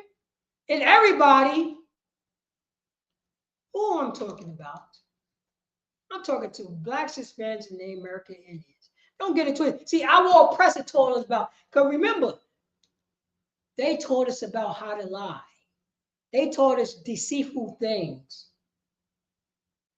You know what I mean? They're talking about, no, I'm an individual. There's no such thing as individual. There wasn't no goddamn individual, you know what I'm saying, on a Revolutionary War. You was going to say something? John, sir, if I could just bring out, you know, age-old scripture that is very, make sure very, you share it. Yeah, make sure you share it. very, very one West, very brotherhood. Matter of fact, go back to it and make sure that you're sharing it. Yeah, just come. There you go. Very, very, brotherhood, very one West, man. And that's gonna be in Matthew's 18. Better not be no 15 right there. And it says here, Matthew 18 and 22. Yahushua saith unto him. Oh, no, Salakia. Let me go to verse 21. Matthew chapter 18 and verse 21. Then came Peter to him and said, Lord, how oft shall my brother sin against me, and I forgive him till 7 times? Yahushua said unto him, I say not unto thee until 7 times, but until 70 times 7. All right. Read till That's 7 times. That's the question. Say it. No, just Peter. Oh, okay. It's my fault. Yeah. But until 70 times 7. Mm-hmm. That's what it means to be merciful. It's the same way Matthew said it earlier in chapter 5. When Matthew's talking about blessed are the merciful, right? Merciful is to go ahead and forgive your brother, right? For an offense that he's committed on you. Because all too often we're too easily triggered. We'll go ahead and unalive one another for minor infractions. We're not privy to show mercy and compassion to one another. There was just a kid this summer in Brooklyn, right? There was a kid who had a water gun and he was spraying another kid with the water gun. The other kid said, can you please stop spraying me, stop wetting me with that water gun? And in response, instead of ceasing from spraying him with the water gun, he pulls out an actual one and takes this young man's life. That little kid was 13. That little kid was 13. Off of him saying, stop wetting me with the water gun. He lost his life over that from another kid. He wouldn't show him compassion because he didn't want to go ahead and because he didn't want to play with him.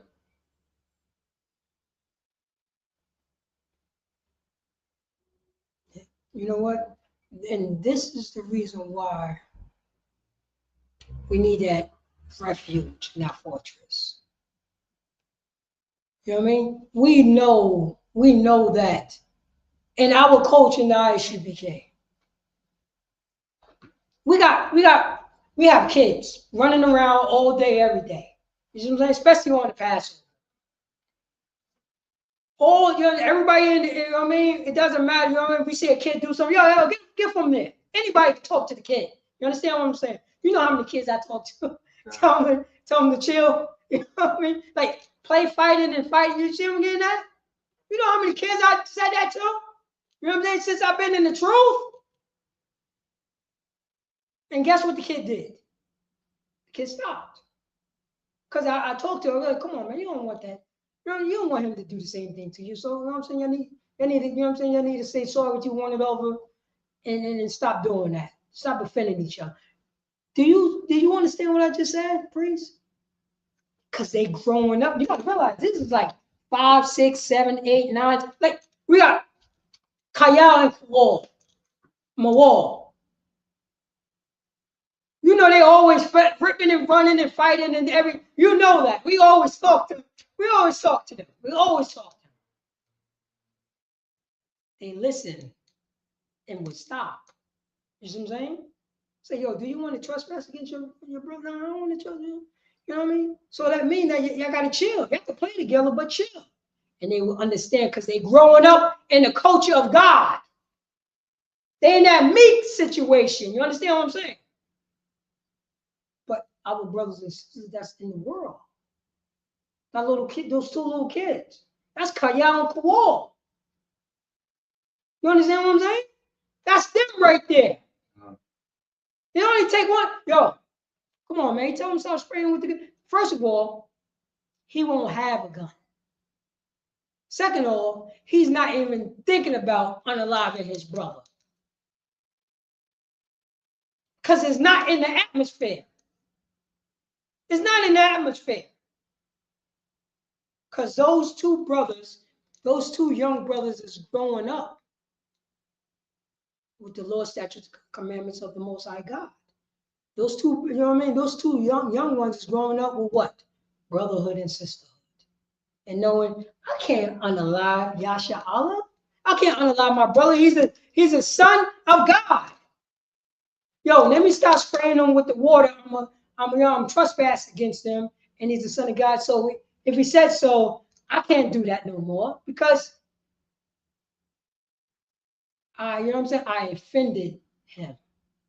See what I'm getting at, priest? That's the culture. That's literally the culture, priest. Literally the culture. Think about if we would have grew up that way. It would have been a lot less heartaches in my, in my neighborhood. A lot less heartaches. This is what it is. And it's so goddamn sad that you told that story right there. Because we're talking about babies right there. That's babies. 13, 12, 10, 11. That's babies. I grew up like that. I grew up like that. I had the same goddamn hammer at the same age. It felt tough. I remember that feeling.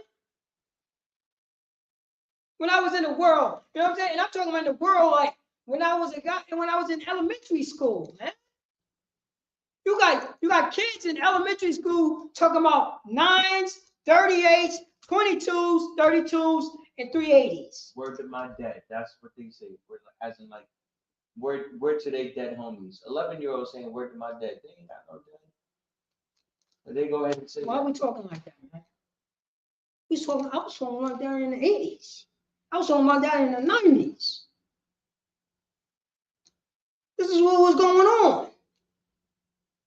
This is crazy right now. But we on the outskirts that we could get back to the Most High God and shut all that stuff down. We take care of our goddamn babies, man. Not only we take care of our babies, once we, you know what I'm saying?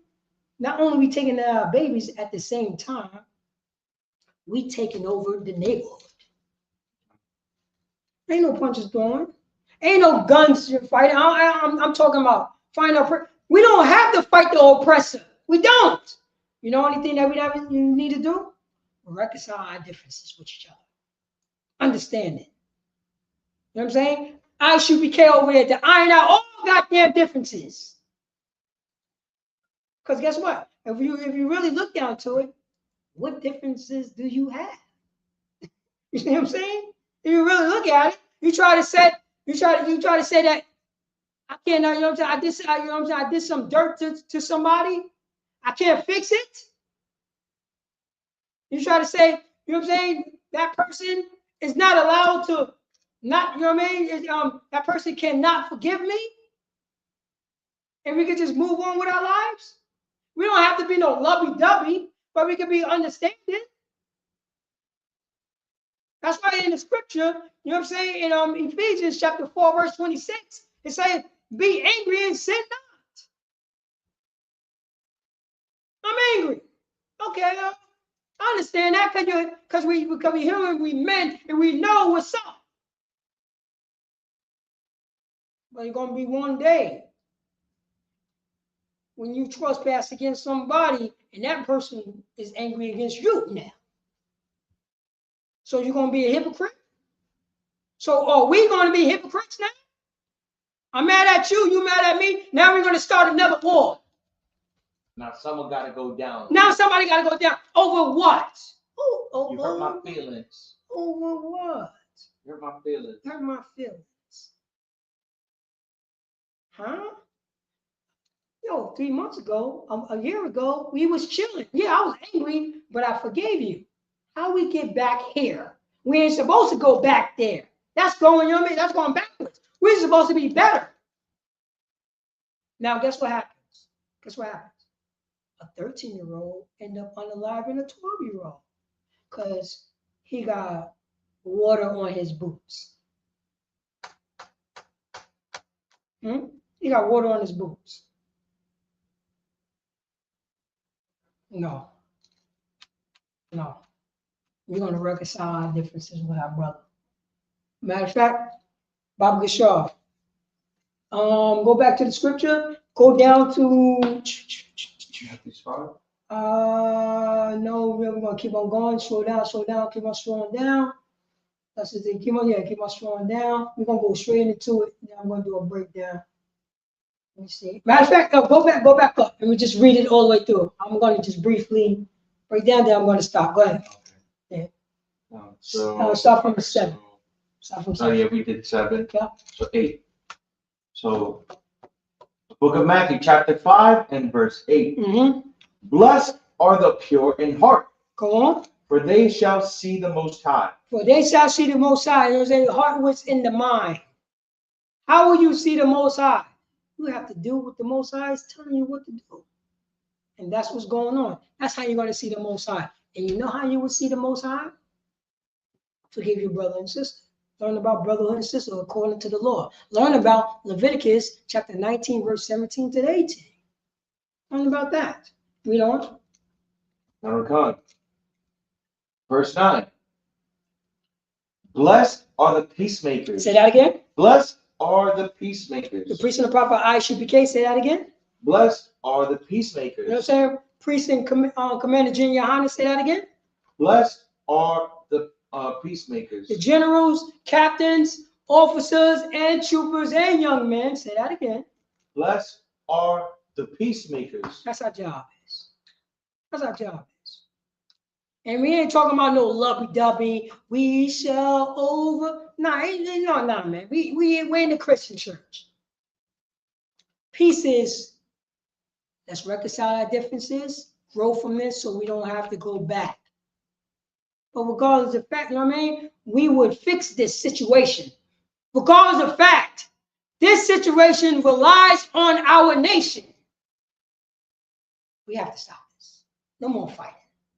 No more fighting. It's enough cries to go around, goddamn it. You show crack to my mother. You know what I'm saying? I show crack to your mother. Are we going to stop now? Because we both right. Are we going to stop now? That's the peacemaker right there. And the peacemaker saying, yes, let's stop. We don't. Okay. For they shall be called the children of the Most High. Say that again. For they shall be called the children of the Most High. There's only one nation of people who's calling the children of the Most High. That's the 12 tribes of Israel. That's the Israelites. You have to have peace in your neighborhood. You have to bring peace. You have to bring, this is how peace look like. Not what your oppressors say what peace is. This is what peace is, according to our nation, our tradition. Our peace is, we never gonna turn off SNAP because our peace said we have to feed the poor. You see that, Breeze? That's the law. That's the law. That's the peace. The peace comes from the law. Our peace said, I'm not going to suffer sin against my neighbor or thy people. That's the peace. The peace said, fear the Lord, fear the Lord your God. It's the beginning of wisdom and knowledge. That's the peace. And that's how, you know what I'm saying? And that's how we become the children of the Most High, our power. Read on. Okay. Verse 10. Blessed are they which are persecuted for righteousness' sake. Go on. For theirs is the kingdom of heaven. You saw that video that I played at the beginning? At the beginning of class? The righteous men of ISUPK.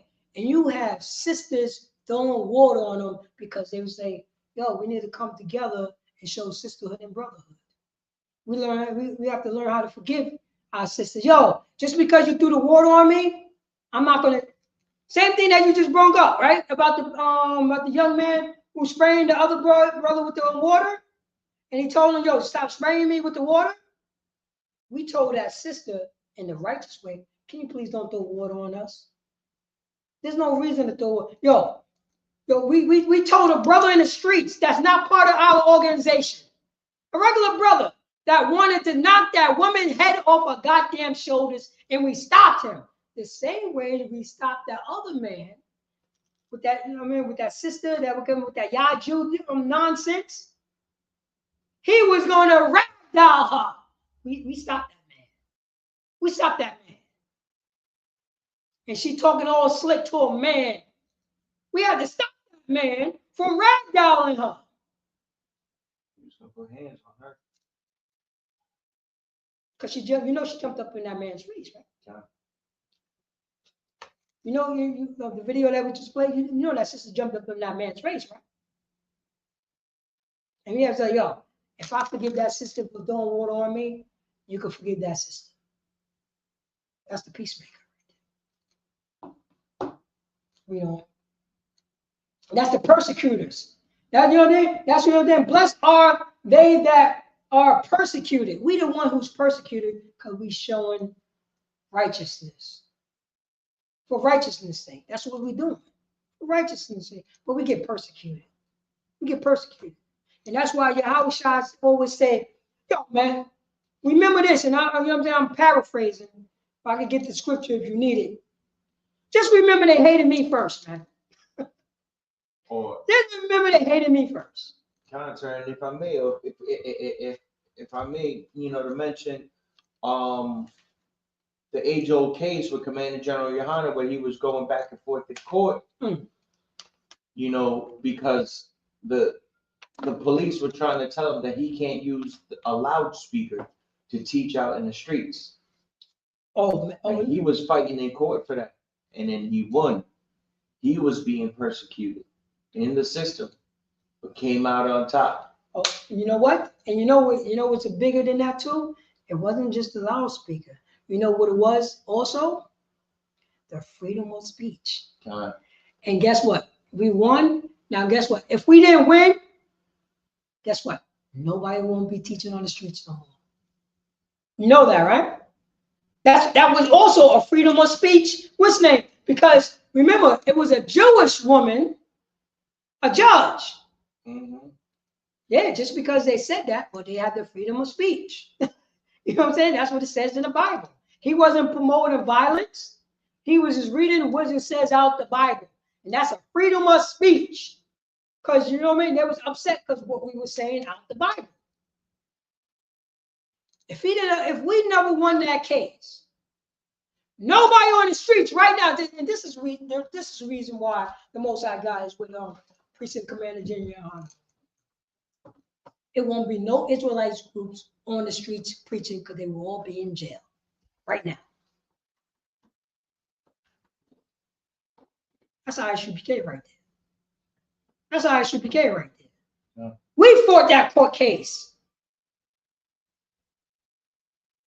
You know what I mean? Other Israelite groups didn't fight that court case. We did. That's the reason why everybody else is in the streets. If we would have lost that court case, guess what? It would have been in Cascade. We don't preach. Verse 11. Blessed are ye when men shall revile you and persecute you, and shall say all manner of evil against you falsely. Oh man, you know they do that all the time, right? You know we're a Hebrew, right? They call it. Oh, those are those Black Hebrew Israelites. I'm like, what? Yo, it gets no, you know what I mean? It gets no white, you know what I'm saying? Like white, you know what I mean? White Jesus doctrine on that, you know what I mean? On top of that, like that doesn't even make any sense. Then, you know what I mean? We on the lower property group as a black supremacist. Like what? Huh? What about preaching? You know what I'm saying? What about preaching Katnakatazah? What about preaching? You know what I'm saying? Preaching officer Latam Jahala. Preaching officer Ashaya. Do you see what I'm getting? Preaching officer Yash. Do you see what I'm getting at?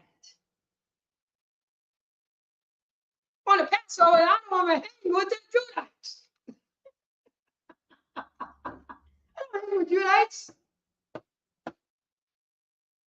But they call us a black. You see how crafty their language is, priests? Crafty. But guess what? They know that, you know what I mean? They know the sign that blacks, Hispanics, and Native American Indians is the 12 tribes. They know that, but they will put that black sign up there. You see what I'm saying? They will say black, but know all the different tribes. You know what I mean? They know this.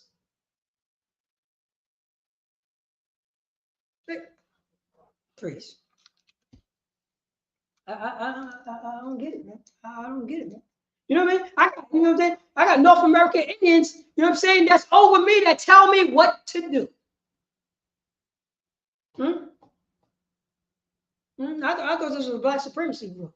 You know what I'm saying? I got Mexican brothers that tell me what to do. Did you see what I'm getting at? They tell me what to do. They're not so-called African American, no. They're so-called Mexican. And they say, Paratazar, yo, I need you to carry this crate over here, over there. Guess what I'm going to do? I'm going to do it. You know what I'm saying? Listen to Priest of Laha.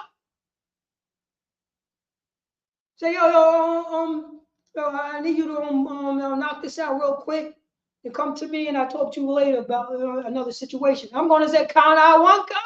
And that's a so-called Mexican. I have no problem. No problems. That's the deceitful right there. You know what I'm saying? That person and persecute you and shall say all manners of evil against you falsely. Yeah, all day, every day. You know. For my sake.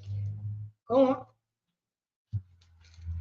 on. Blessed are ye when men shall revile you and persecute you, and shall say all manner of evil against you falsely, for my sake.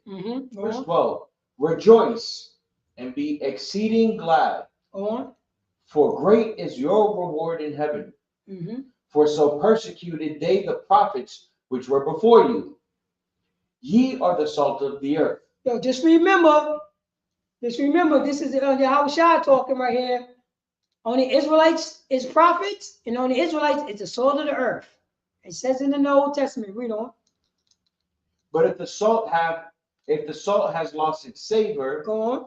Wherewith shall it be salted? It is thenceforth good for nothing, but to be cast out and to be trodden under foot of men. Yeah, that's right. Because if we start being that flavor, and we follow behind somebody else, now we're going to be trodden over.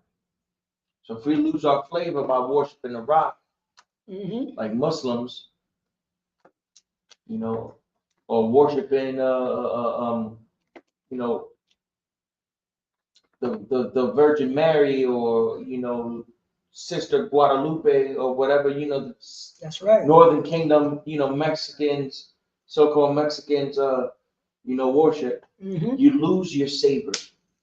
That's right. You lose that. You lose your nationality to say your people first. And remember, there's no moral compass in Guadalupe.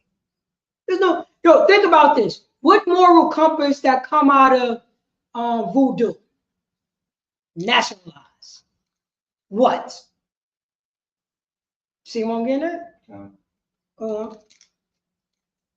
Verse 14. Ye are the light of the world. Go on. A city that is set on a hill cannot be hid. That's what the Asher Allah, when we're going to be shining in diamonds, baby. You know what I'm saying? We cannot be hid. At this moment in time, the Israelites is not going to be hidden anymore. You know what I mean? That's the reason why no curly fries on the side is challenging us. Yeah, I know. Go on. General Khan.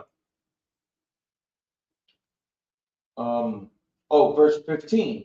Neither do men light a candle and put it. Matter of fact, go down to 20. Keep on going down, because I just want to do this last scripture right here. So I'm going to break it down. Keep on going. See here, keep on going. Go to 20. See here, keep on going. Keep on going a little bit more. Let's see. You see, keep on going, keep on going. There we go, right there, 23. 23. Book of Matthew, chapter 5, and verse 23. Mm-hmm. Therefore, thou bring thy gift to the altar, Go on. and there rememberest that thy brother had an ought against thee. Before you come to the school, before you come to our church, if you have a gift and you remember, you got, you know what I mean? It's something's going on with your brother or your sister, your moms or your pops, or your daughter or your aunt or your niece or your nephew. The Most High God is not hearing you. Read on. Leave there thy gift before the altar. He's not hearing you at all. You better go to your brother. You better go to your sister. You go to your pops. You better go to your mother. You better go to your aunt and your uncle and you better go to your goddamn third cousin. Go to him or her. Leave there thy gift before the altar. You know. And go thy way. And what? Go thy way. You better drop that off. I'm not trying to hear that, man. The Most High God ain't trying to hear that unless you know the law, right? You know Leviticus. You know Leviticus. You better do that first before I even smell your savory. Your gift. What is this? The gift is you going to that brother or that sister. Read on. Because if you have a gift, but you still have evil in your heart towards your brother and sister, you know what that gift is? That's a dainty. That's the dainty. That's vanity right there. That's nothing. Yeah. That's the dainty that was mentioned earlier in I believe what was it, Psalms 23. Yeah. You know. First be reconciled. Say that again. First be reconciled. First be reconciled. So you already know the title of this class. First be reconciled. First iron out your differences. First make something that was broken. Let's fix it together. It doesn't matter who broke it. We're gonna fix this. We're gonna fix this stuff together. You broke it. Okay, you broke it. But I'm gonna be with you so we can fix it together. That's to reconcile our differences right there. First reconcile. Read on. First be reconciled to thy brother, and then come and offer thy gift.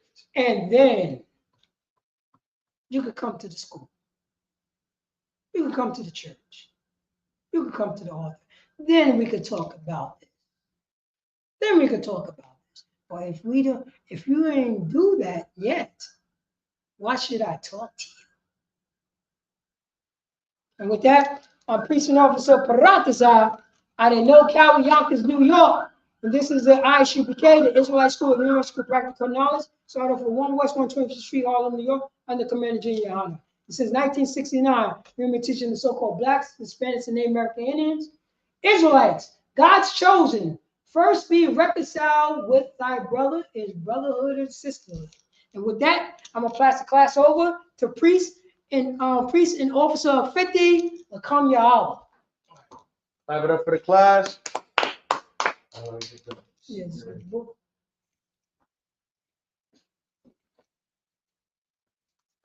Yeah, stay right there and just turn the what's on to you.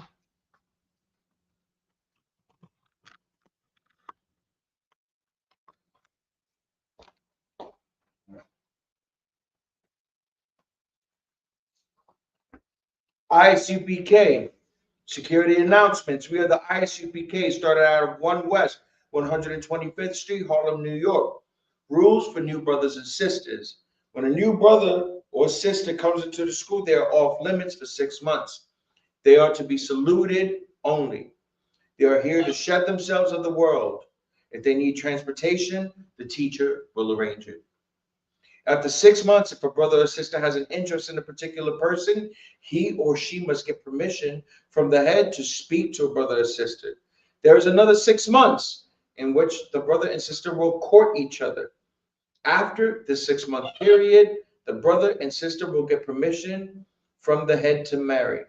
Tithes, which is a commandment, Numbers 18 and 21, Malachi 3 and 8 through 10. means 10th in the Hebrew. Ma'ashara, 10% of every penny, of every increase the Lord gives you. Give to Treasury Department or teacher. Priest fund, free will offering for priests, not mandatory. Whatsoever amount you would like. Upcoming Holy Convocation. It's not a holy convocation, the Hanukkah. The Hanukkah. Yeah, it'll be in December. But just go to ISUPK so they can find out what day we're gonna be on. Remind Akim and Aquathium to check the bulletin board in the hallway if anyone wants to be a trooper in the school to start wearing all black. Boots, shirt, pants, headband, scarf. And with that, Israel, we're going to give one courtesy salute. Men of Israel, Imajim, which is in Hebrew to stand. Imajim Shabbat, Imajim Barak, Yahweh Hashem Yahushua Barakatham, Yajim Matab, Sar, and turn to the sisters. Sisters, Imajim, which means to stand. Men of Israel, Imajim Shabbat, Imajim Barak, Yahweh Shamar Latham Ba'Hashem Yahushua, Yajim Matab, class dismissed.